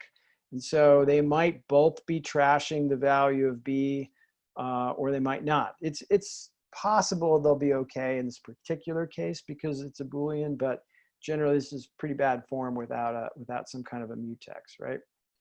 Now inside of a class, and this is kind of where things got a little messy. So inside of a class, it's a little more difficult for the thread to have the context on which do work function is being called. And so what I had suggested a little kind of late in the game, some of you went ahead and got this done right off the bat in a pretty straightforward way.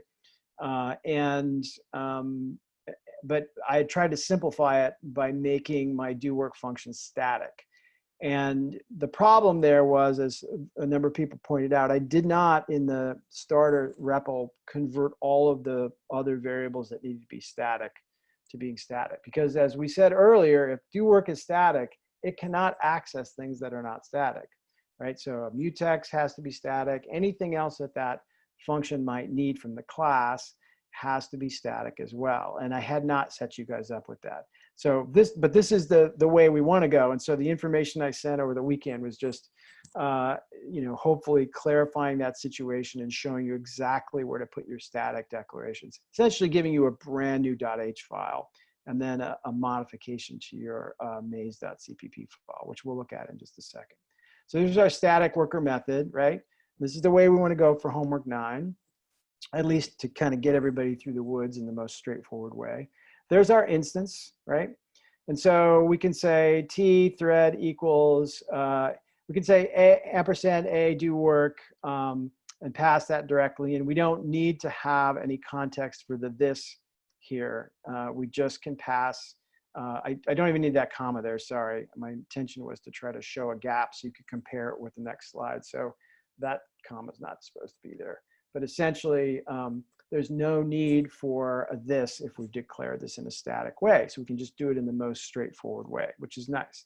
Now, if we don't declare it as static, which is kind of the way I had originally done it last year, we can do it, but we have to pass into this context. So this was the part that I was trying to spare everybody the headache for. So if you understand all this, you're free to choose either way, right? I'm not going to prevent you or grade you off if you choose either path. But the email that I sent and the code that we'll look at here in a second is really all about just converting things over to be static.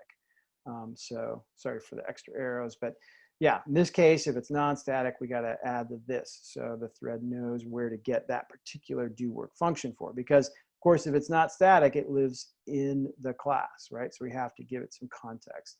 And this is the context that tells us where to get that do work function, okay? It's not very efficient because we have a do work function maybe in every instance of our maze, but was just trying to look for a fast way out of the confusion on this one. So here's what homework 9, the thread model should look like, right? So we want to create a maze instance in main, right? We're going to call our constructor, and we want our constructor to basically initialize these threads, the boss thread, the health thread, and the playtime thread. And we have a one-to-one correspondence between these threads and their respective worker functions, right? So for the boss thread, we want to call the move boss function. So we're going to start the move boss function, which is essentially the boss is just going to be this loop that does something and sleeps and does something and sleeps until the game is over. And the thing that it's doing is chasing the avatar around. So it's going to move 1 in the direction of the avatar and then sleep. And then it's going to loop around and do it again, right? It's just going to keep going and going and going until the game is over, right? So it's going to have to be checking for the game over Boolean as well to return. If it never returns, then our game locks and never finishes, right? Similarly for our health thread is going to constantly be trying to improve the health of our avatar. It doesn't care about anything else. It's going to, every second, it's going to increase the avatar's health and then sleep. And that's going to increase the avatar's health and sleep. But if the game is over, it needs to return from the function. Otherwise, our game will hang, right? And then if you do the bonus, which you do not have to do, you can implement a playtime thread. And the idea with the playtime thread is if the avatar can stay away from the boss for, say, 60 seconds, you know, the duration of the game, then it wins the game is over, and the avatar has won. So once again, the update health wouldn't go on forever. It would just go on until, or sorry, the playtime wouldn't go on forever. It would go on just until the counter clocked down to 0, and then it would stop the game, right? And if all of these functions are checking our game over Boolean, and they're using a mutex lock to do it, then we can safely quit the game, right? So those are all static methods now, right? They're all static methods, which means that all of these things they want to check, like playtime and health and mutex, all need to be static as well. That's the rule with static methods. We have to be able to, we can only check for static members if we're using static methods, right? So, but assuming that we do exit those functions, what we're going to do here, what's interesting about this particular model is main is going to try to delete the maze right away when you're done taking turns, right? But it can't delete the mazes until these threads return. So it's sitting there in the destructor waiting for these threads to finish the game, right? So that's okay, right? As long as you eventually leave your worker functions, your maze destructor can finish what it's doing, and then your game can exit. Okay? So that's our approach, and it's all pretty well called out. The thing that was just wrong, given the instructions that I gave you, was all of these methods were missing their static designation, and so were the majority of all of these members, right? So because our static methods need access to these need to be static as well. And I've only left the threads, the constructor and the destructor non-static. So you can literally copy and paste that stuff I sent you over the top of your .h file if you want, if you've already started this, right? And then in your maze.cpp, because we know with statics, we need to, out of class, we need to declare them, right?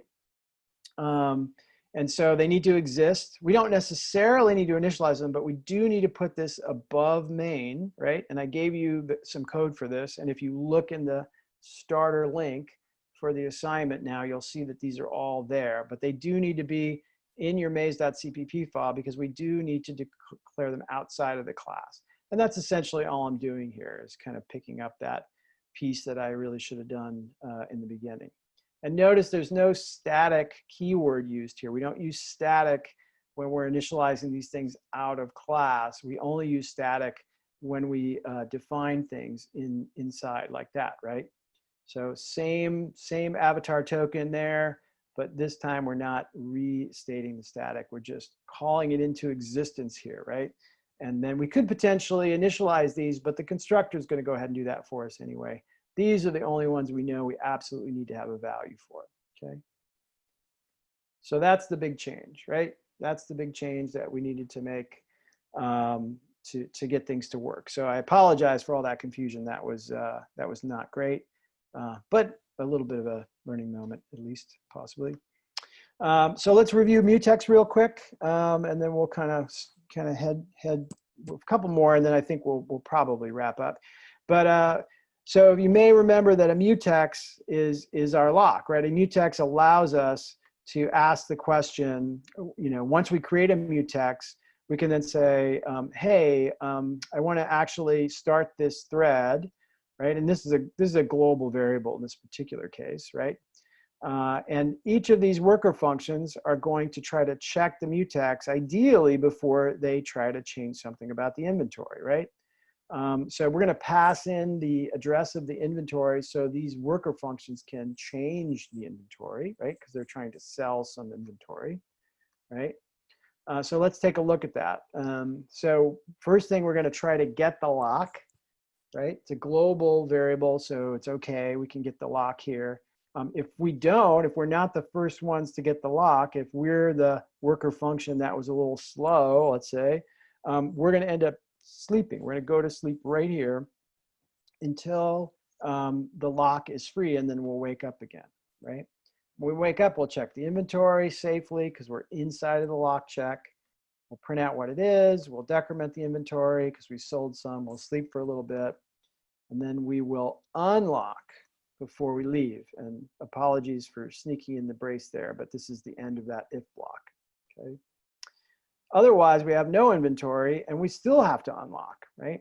Now I could have put my unlock down here. I could have just removed the unlock from both of these if then else's and put it below the else block. Probably would have been cleaner code to do that. But the whole idea is before we loop around again to try to get the lock again, we have to relinquish it, right? So all other threads have a chance to try to grab that lock as well. So that's kind of what we're going to do inside of our homework 9 function, right? We're going to, instead of all of our threads, the first thing we ought to do is try to get the lock, right? Try to get the mutex lock that's defined inside of the class. And it'll be static, but we can get it. And then if we get it, then we can check the game over bits. We can check to see what the health is. We can check to see how much playtime is left in the game, but only after we acquire the lock, okay? All right, so that tends to be confusing, I realize, for a lot of folks. So here's the worst case scenario, right? Kind of more generically, not in the context of homework 9, but let's say thread 1 gets the lock, right? So now the mutex is locked, it starts doing work, but here along comes thread 2 a microsecond later, and it goes to sleep, right? Because it can't get the lock. So it's sleeping. It's just waiting for someone to unlock that lock, right? Now, if you run out of inventory or whatever in your worker function and you forget to unlock, thread 2 is never coming home, right? So main is going to block right there at that join, and you'll never finish the program, right? So that's where you get your hang, right? That's your thread lock. So really important that your worker functions unlock in all cases, right? So there'll be a few questions like this. So here's a thread function. We see that it locks. We see that's good. We see that it changes the value of val, right? And notice this is a pointer to a mutex that we passed in, which is kind of a handy way to do it, right? But if we were to say, you know, this is how we invoked it, what would be the problem with this? Will we be able to see any output from this? Well, the chances are that we will not, because this is going to deadlock us, right? This thread function never unlocks, right?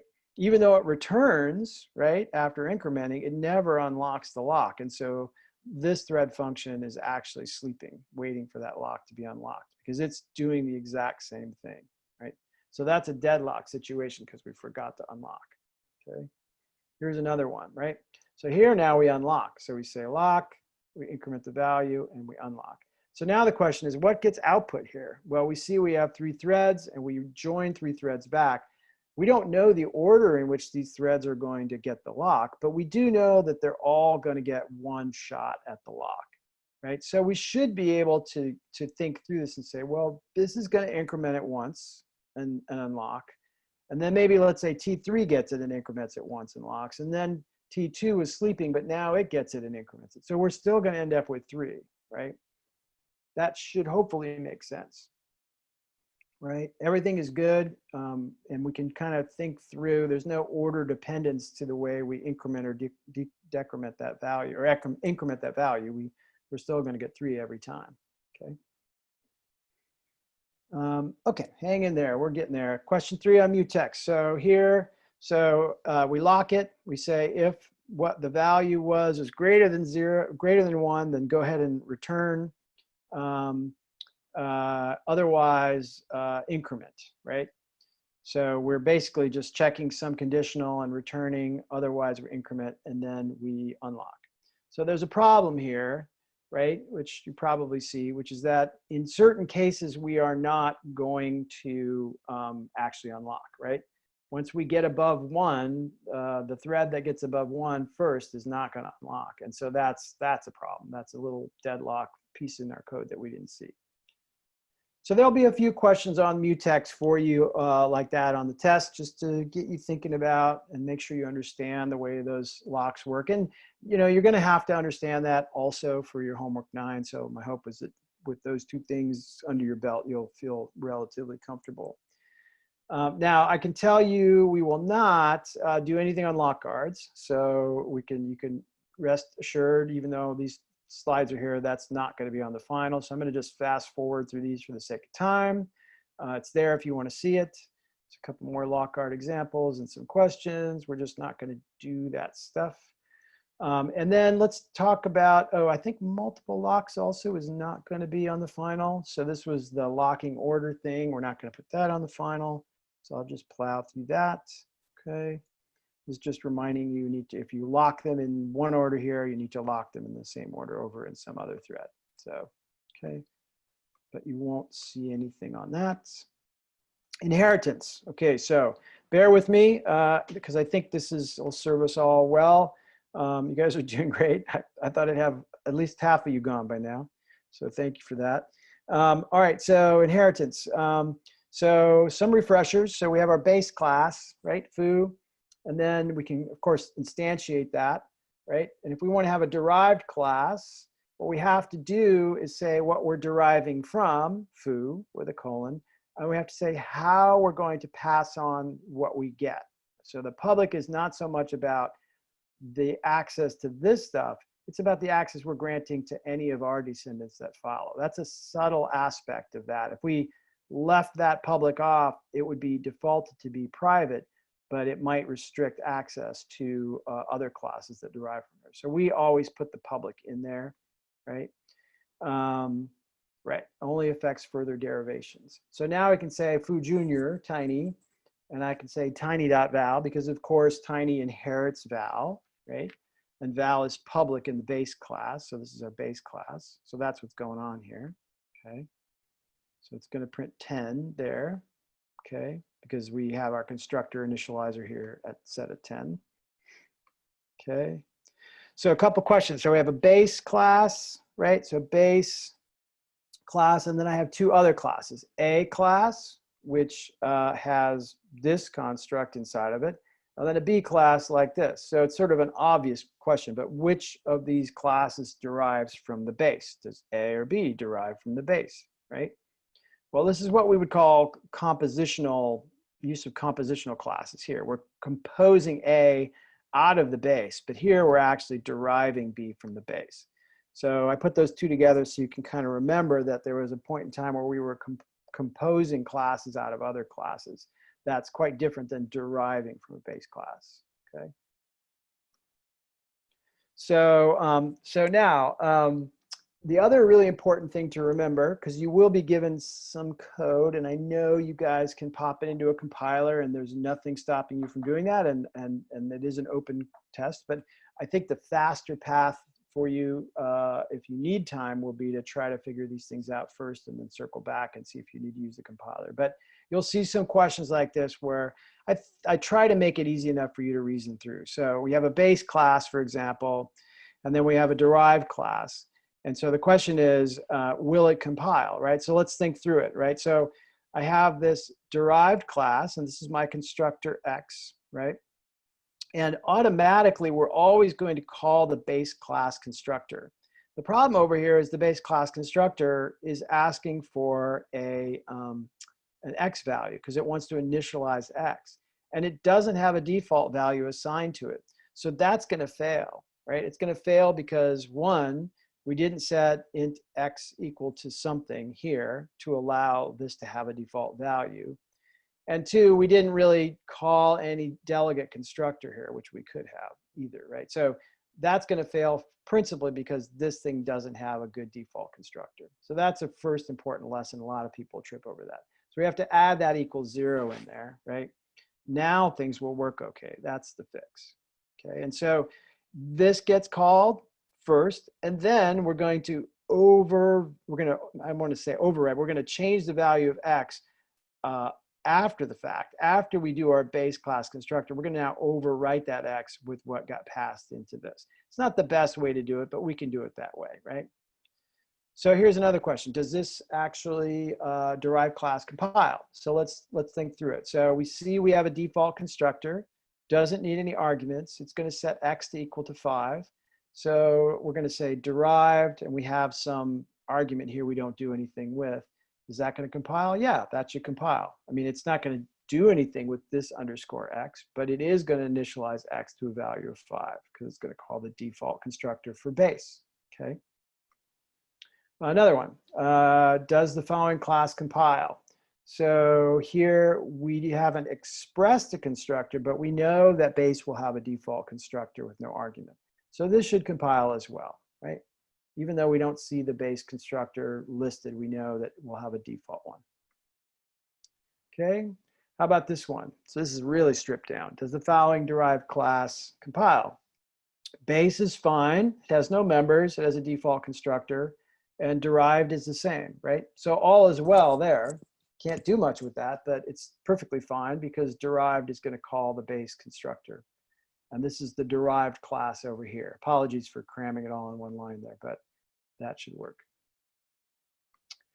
So now, how do we go about, though, initializing these data members? We saw some syntax for this you guys might remember. So foo has a base value or a public member value val, and it's got a default BV equals 0. We assign val equal to BV in our constructor initializer list. That's all pretty standard stuff. So we can do that. That's totally fine. And then we have foo junior that derives from foo publicly. Okay. And it's got a different public. We know that. I think we went over that enough times. You guys know the difference between these two. And then foo junior can, because we have a default constructor here, for foo, that's fine. It's going to get called, right? And it's going to be assigned 0. And then we're going to change the value of val, inherited val, with FV, right? We can do that. That's okay. So now we can actually construct foo junior with 20, and it'll overwrite val with a value of 20 coming from the foo junior constructor after it actually initializes this val through the base constructor. It's not the best way to do it, but you can do it, right? So that's okay. It actually works, right? We can overwrite this base value after the fact as long as our base constructor has default values, right? So in this case, this is an important one to remember, and this will be on 1 or 2 questions. Whoops, sorry. I guess I went the wrong way. Bear with me, right there, right? So this is one to remember. It's very tempting to say, oh, I'm going to have foo junior set the value of X through the constructor initializer. You can't do that. We can't reach into the base class with our constructor initializer in our derived class. We can set our own values, but we can't set a base member value, right?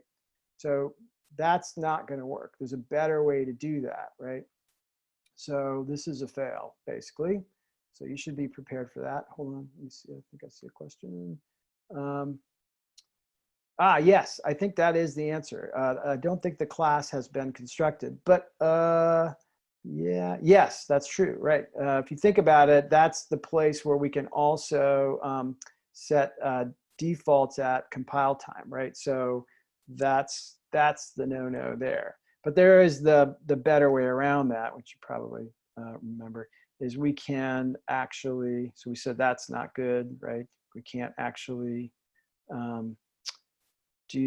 let's see, does derived class compile, right? So base, so this one doesn't compile because, no, because even though the base has a default, we cannot init a base class member via the derived constructor's implementation if that base class, oh, this is of const type. Yeah, this is a really subtle point, and I promise I'm not going to test you on this one. But I mentioned before that there are bad cases where you can't do this even in the implementation for the derived class. And this is one of those bad cases. We can't change a const here, right? So we can't initialize a const value in the derived class by putting it in the implementation. That's a gotcha, right? So So, but what we can do is literally call the base class constructor and pass it whatever we want as a part of our initialization list here, right? And I think there's a comma missing or hidden by that yellow box there. But so we can say, oh, foo junior, if I pass in y, I can initialize my own y to y, but I can also call foo and force its x value to be 10, right? So I can literally call the foo base constructor here with any parameters that I want. So that's the right way around that problem, right? So we don't have to try to overwrite stuff here. And that also allows us to actually default construct some constant variable if we needed to. So that's the better way to do it, okay? So we do that, which calls the base constructor, initializes, and then does our own change to the value of y, okay? Okay, so getting down to it, how we doing? Oh boy, I think we'll try to wrap up here in a second. Thanks for sticking with it, guys. I know it's getting late. Let's see, so does this derived class compile? So we call the base class constructor, we pass in the x, right? And the problem here is we actually don't have that argument defined. So that's going to be a fail, right? So we should be able to think through that one pretty easily. Here, it actually matches. So this one is okay, right? We can call the base class with a constant x, right? So you can see that happens there. And it gets initialized, so that's totally fine, right? So let me pause here for just a second and see a show of hands. I am fine to keep going here.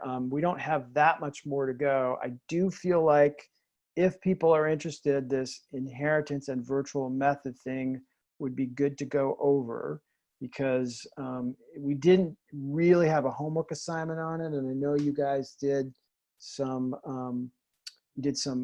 practice stuff on it. But so I think I'll press onward. I'll check again with you guys at quarter till, see if people are just out of gas or not.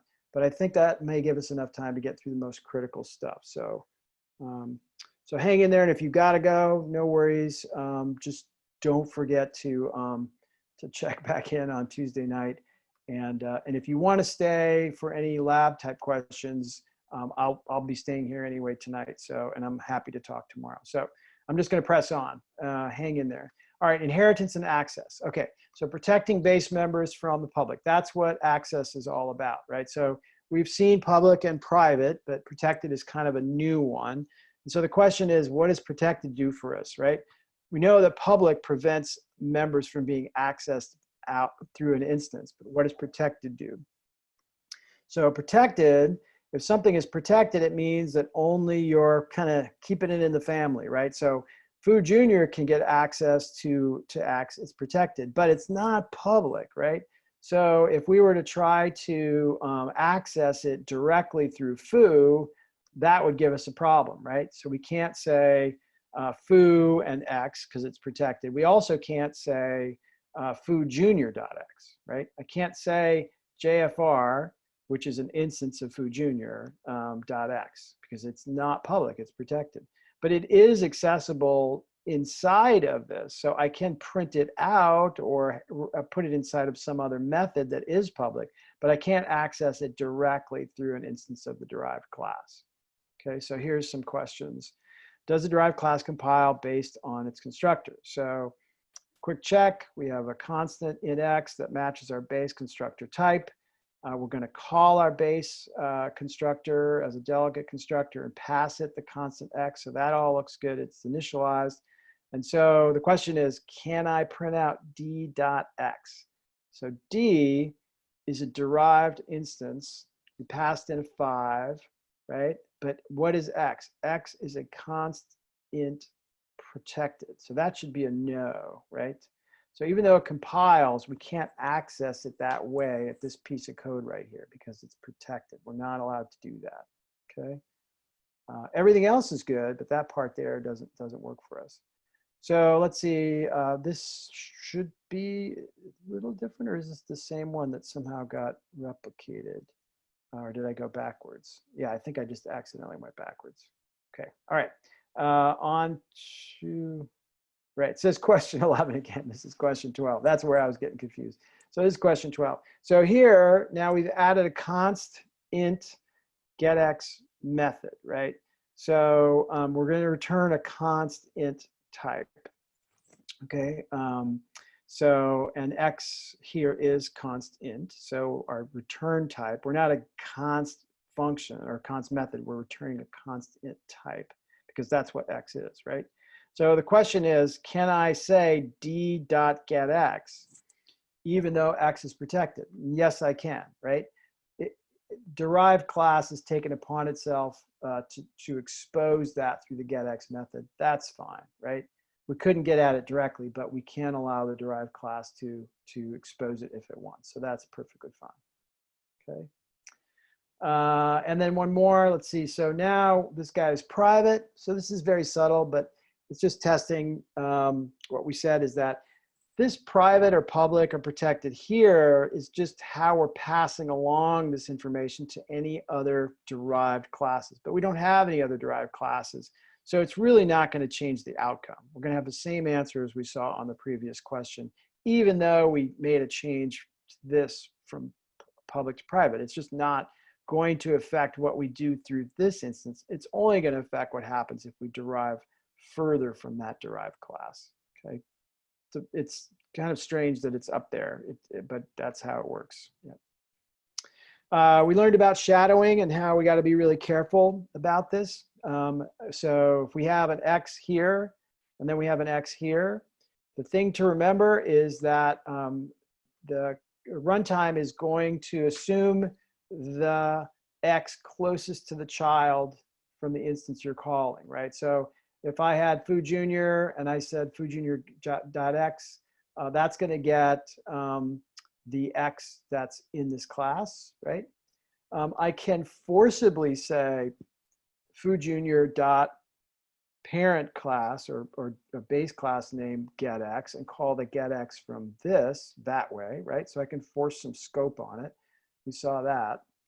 So let's look at a question. Does the derived class compile and what gets printed? So derived x, we're going to call our own x, that's fine, and set it equal to x. Default constructor for base gets called, that's okay. And then we're going to say d.x, which should default to this x here, right? So we should print 20 because we're getting the x that's closest to the child since we're accessing it through an instance of the derived class.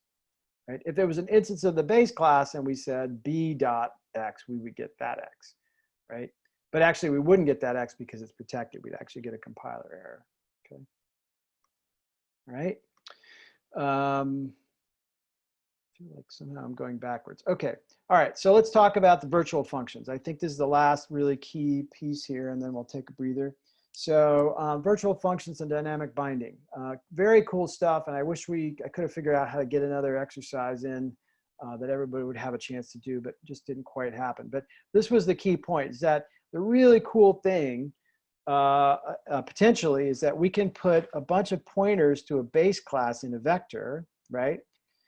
But we can push back into that vector a lot of derived classes that share the same base, right? So if you remember, when we have an instance of a derived class, it carries along with it an instance of its base class, right? So I can create a vector of creature pointers, but fill it up with derived pointers, which is very cool because that means I can then call the move method on all of those, not even really knowing which class's move method is going to get called, right? What we like to have it do, we like to be able to say for auto pointer of v, in other words, for any of these pointers as we go through there, just call the move method, right? And we'd like to potentially have it call this move, not this move. But as you may recall, if we don't change anything, especially in the class, our default behavior is we're going to always end up calling the creature move. And the question is, what do we got to do to get that fixed, right? And that's where this virtual keyword comes in, right? So here again, if I have this virtual method, right, and we'll look at creating the class in just a minute, but if I use the keyword virtual in front of the move method in the creature class, I'm getting closer, right? So now I can push these things in and I can move through there. And we are dynamically binding to these. Oh yeah, and so we're there, right? I'm sorry, we're actually good. So now we actually can call the appropriate move, not just the creature move, right? So that's all we really need to do is declare that thing to be virtual. And of course, be using pointers, right? We need to be using pointers for here as well. That was the other key bit, right? So now we're happy. We actually can, we can get the access through this common piece of code. We don't, remember, we don't even really know after the fact what we put in this vector. We know they're all derived from creature, but we can call the move method and we can get the base move method if none exists in the derived class, or we get the actual derived move, okay? Right? Let's see. And so the only other thing I would want to make sure that you know on this topic is that this pure virtual, you'll have a question or two on this about pure virtual. So if you do not want the creature to be ever instanced, but you just want it to be an abstract class, all you need to do is have one pure virtual method, and that makes the entire class what we call abstract. And it prevents it from being instanced. But it does allow it to actually ride along as a base class of some derived class that's been instanced. So, so we can do, let's see, creature class, right? So this is pure virtual and this is not pure virtual. So these are just two different, this is an abstract class and a non-abstract class, right? On one side and the other, okay? So there's that, right? Abstract, pure virtual, normal. Okay. Right, did I get that backwards? Pure virtual because of the equals 0. This is just simply virtual. So we can't instantiate this. We can instantiate that. Sorry about that. Okay. So you can kind of look through these and tell which of these can be instantiated or not based on which one is pure virtual. This one is pure virtual here. Virtual get weight equals 0. That means this is not allowed to be used, which means the fruit class is going to be an abstract class. Okay. All right. Let's see. And so here, which of these classes does not enable late or dynamic binding? Well, it's the one that doesn't have the virtual, right? We can't have dynamic binding with the car class here because our start method is not virtual, right? Everybody else has a virtual methods. That would allow that dynamic binding, which is pretty key. There will not be anything on using on the test. Using allows us to re-register the access level for members that have been inherited. I think we went through that, but I'll just tell you that's not going to be on the test, so you don't have to worry about that, just to save you a little bit. There will be one multiple inheritance question on the test. So let me just speak to this briefly and I'll check and see where we are, but I think we're getting close to the end now. Let me just see, how are we doing? We are, oh boy, no, we're not. Is that entirely possible? Okay, I must have been dreaming. Okay, well, let me just get through this and then we'll take a read from you guys. So the diamond problem is useful, and there'll be one question. If we have a grad student GS, right? The problem here is it's going to have 2 copies of the base class instance in there, right? We have to incorporate this keyword virtual public into the derivation of both the student and teacher, so we can resolve at runtime which of these copies gets attached to the copy of the grad student, right? So you're going to see here in a second, we're going to introduce this virtual public syntax. So there's the person, and there's the virtual public student and the virtual public teacher, right? So that allows these two to negotiate and figure out which one is going to get the copy of the base class person. So if we don't include the virtual in there, then we run the risk of having some ambiguity in our instance, which can be a pretty nasty problem to sort out. So you're going to see some questions, and maybe you already have, or you're going to be given a bunch of classes. And you basically just have to draw a picture, if you will, of the diamond to figure out how all these things derive, and look for the classes that derive with the public virtual part, okay? That's the key bit, okay? So here you go. Which one of these suffers from the diamond problem? And this is kind of a mess, but you kind of need to sit down and either draw it out in your brain, or, this is our base class. And then we have two classes that derive from X, BX and CX. But we also have DX and EX over here that are the public virtual. And so then we can see that the FDE, which derives from these two public DX and BX, this is going to be the one that's going to be okay, right? This one down here is going to have problems because we didn't derive from the GBC, deriving from BX and CX, does not have the virtual in there, right? So that's going to be the problem, okay? So that's kind of the last point on that one, okay? All right, let me just take another read in the class. Congrats for you guys hanging around. Do you guys want me to continue, or do you anybody have questions separate from the rest of the material that I'm going to cover that you were hoping to go over? Okay, cool, very good. And everybody else kind of neutral, I guess.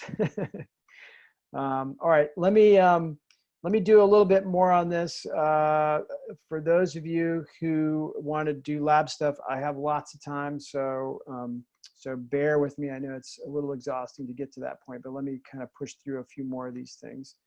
So I'm not going to go into too much on operator overloading, just to point out that we can do that, and there will be some questions on operator overloading. And the key thing is just to be able to read the code on the implementation to know what the particular operator is intending to do, right? Because we can redefine it to do whatever we want. Okay, and so here is one implementation, and that usual right-hand side, left-hand side is at work here, right? So we're returning the result of any plus operation on a class should be very likely a class. So we're returning a number when we're adding two numbers on the right side and the left-hand side, right? So that's the structure we've seen many times. And we're returning a copy, right? So we can go do something with that copy, okay? I won't go through too many of these, but here's the plus equals, and we use the ampersand here so that we can modify something in line that we're passing back, right? So in this case, we're passing back, well, we're still passing back a copy, but it's going to modify the item in the chain and the assignment that we are making with that, right? So we can do that totally fine. So there's a few. This is actually a really good one for doing really more rigorous writing of what these things are. So it'll ask you, to write a particular one, and you can try that. You can do it in learn mode as well, but this Quizlet actually has a lot of that stuff covered.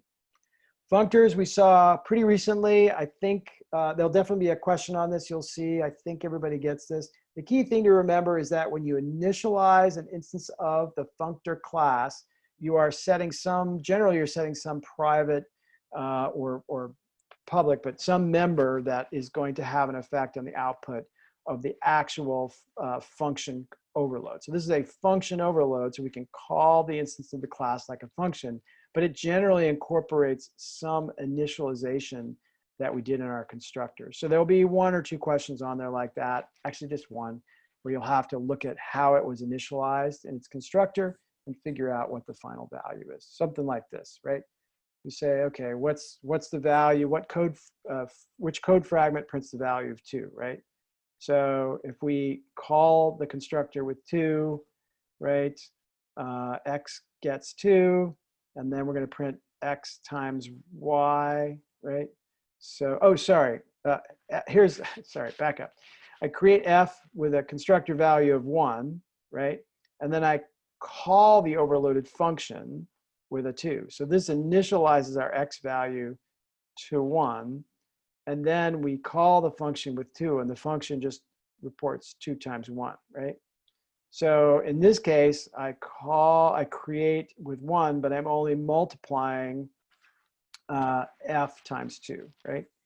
Something seems a little bit off on that one. That one's a little bit of a quirky example. Apologize for that. So so there's at least a description of the answer for the my text is a little off the screen. So F2, F1, see out F2 is going to print a value of 2. I think this is a little bit of a typo here. This is the one that's going to print the value of 2. Sorry about that. Function pointers, one question. Basically, you just need to be able to recognize the syntax for the function pointers, right? So you're going to have a set of parentheses, the name of the function of the variable, essentially, which stores the function pointer, and we'll actually have arguments in the return type. So for example, we could have a function variable, which is a function pointer that returns an integer type, or a function that returns a double, or a function pointer that has one argument and returns int. So the entire function signature needs to be expressed in the function pointer declaration, which is rather annoying, but that way we know this function pointer can only hold functions that match that exact function signature. Okay. So here's some examples for practicing. I won't go through these just for the sake of time, but you can do that. We also saw some examples where we can assign those, which is kind of cool. So once we have it assigned, we can assign it to any existing function and then call that function. So there's some examples for practicing. Lambdas, saw some lambdas. There'll definitely be a lambda question on there. So just remember that it's implemented as a functor, and that this is really equivalent to the constructor arguments for our functor. Whatever we pass in here is kind of initializing our functor with the local scope or some scope that we pass in or some variable that we pass in. We don't have to declare any variables there. We just have to name them. And then this is our standard arguments for our function and our return type, which is a little weird. It's over here on the right-hand side instead of the left. And we always name our functor by using the auto type. So this gives us the name of a function if we want to call it by name later on, right? Okay, otherwise it's really just like a function. So the key thing is with capture, it's going to capture the value at that time, right? So if we change the value of q down below to 100, it's still going to be calling this function with the value of q that existed at that time. That's the whole meaning of the capture phrase, okay? And then, of course, we can pass that by reference. So what gets captured can be changed later on. So that's possible too, right? There's a couple lambda exercises there. Asserts. So assert is a true fact. So you will be asked to evaluate whether something is true in an assert statement.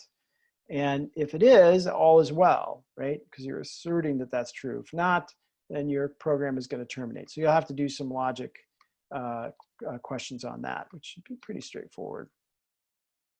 Okay.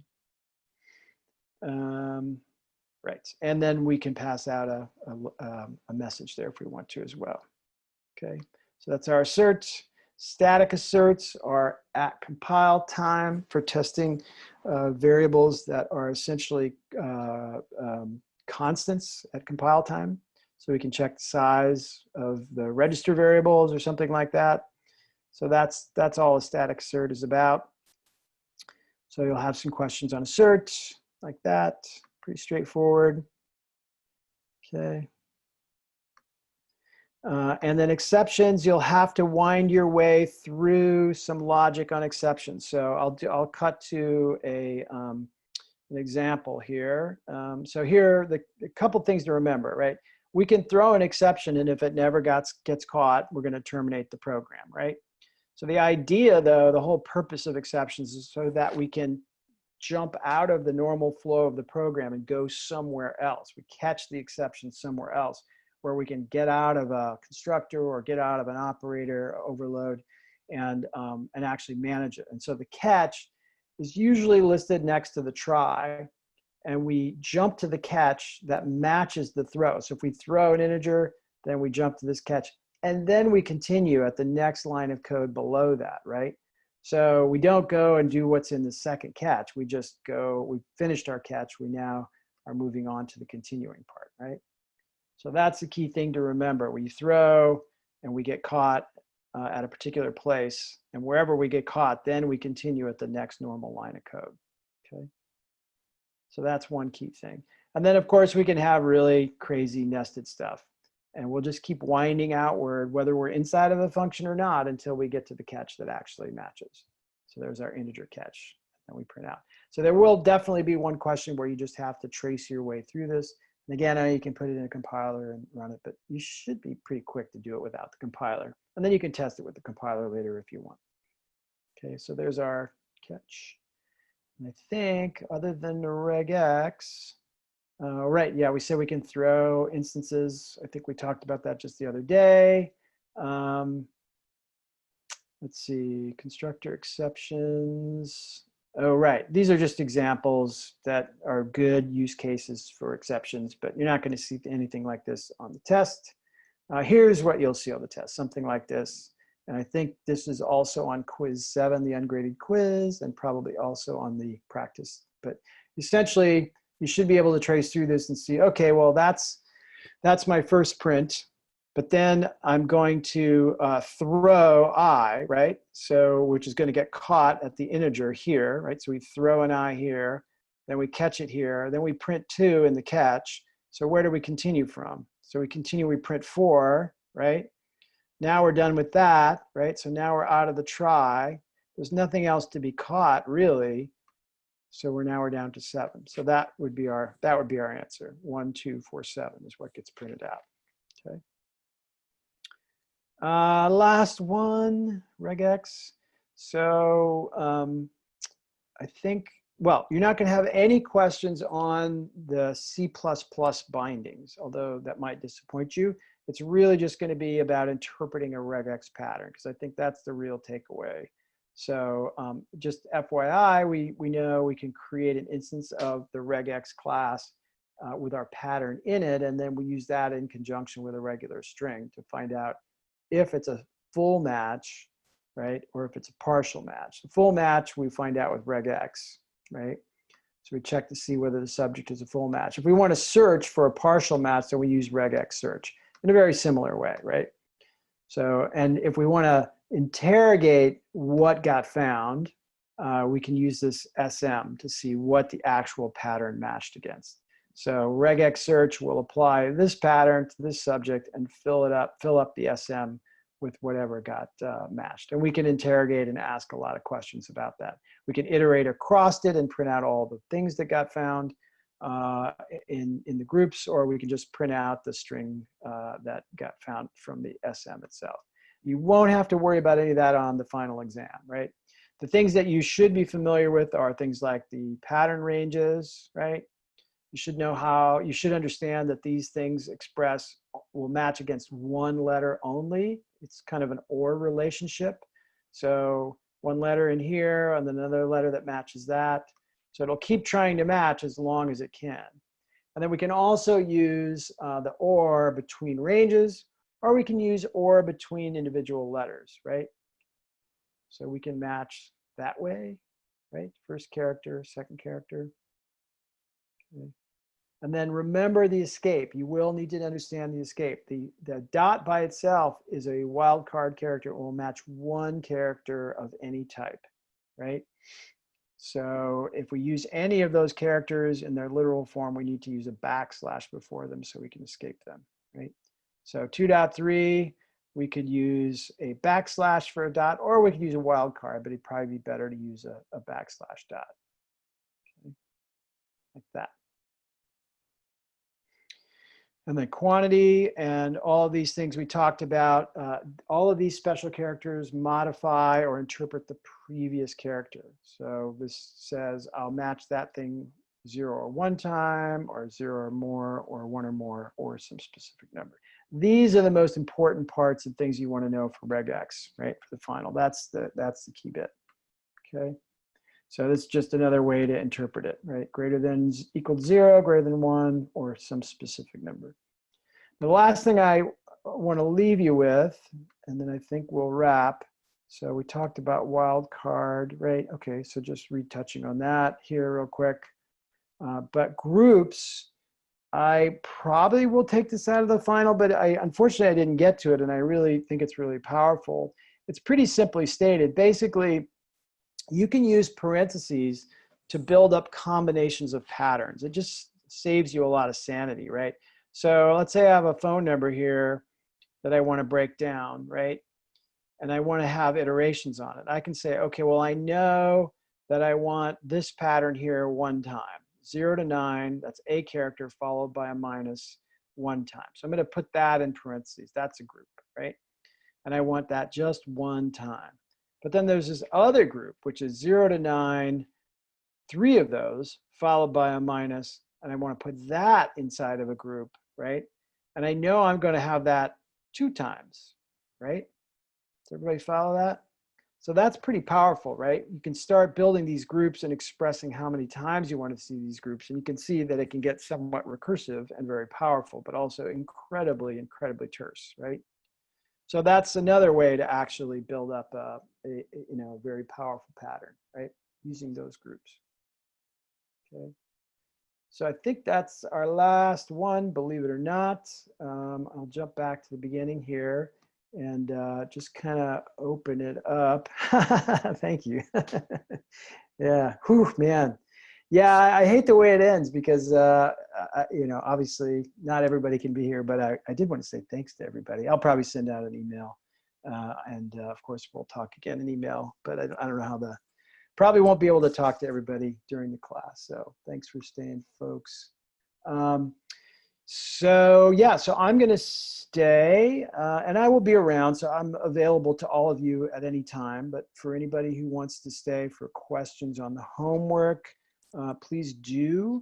And if you want to be in a breakout room, let me know, and I'll set up breakout rooms, or just kind of talk at me and let me know how I can best help you. And you can chat to me privately too. I'll just stay right here in case you have questions.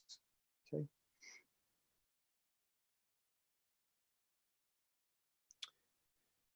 Thank you.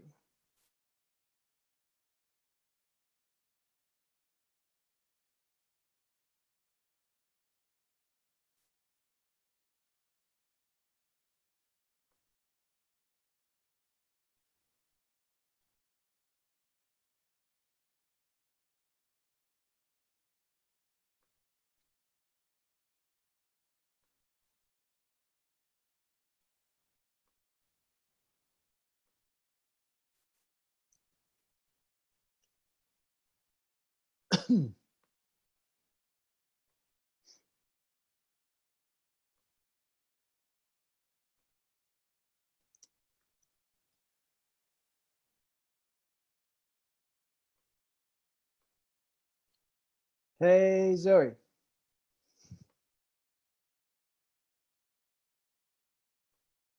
Hey, sorry, did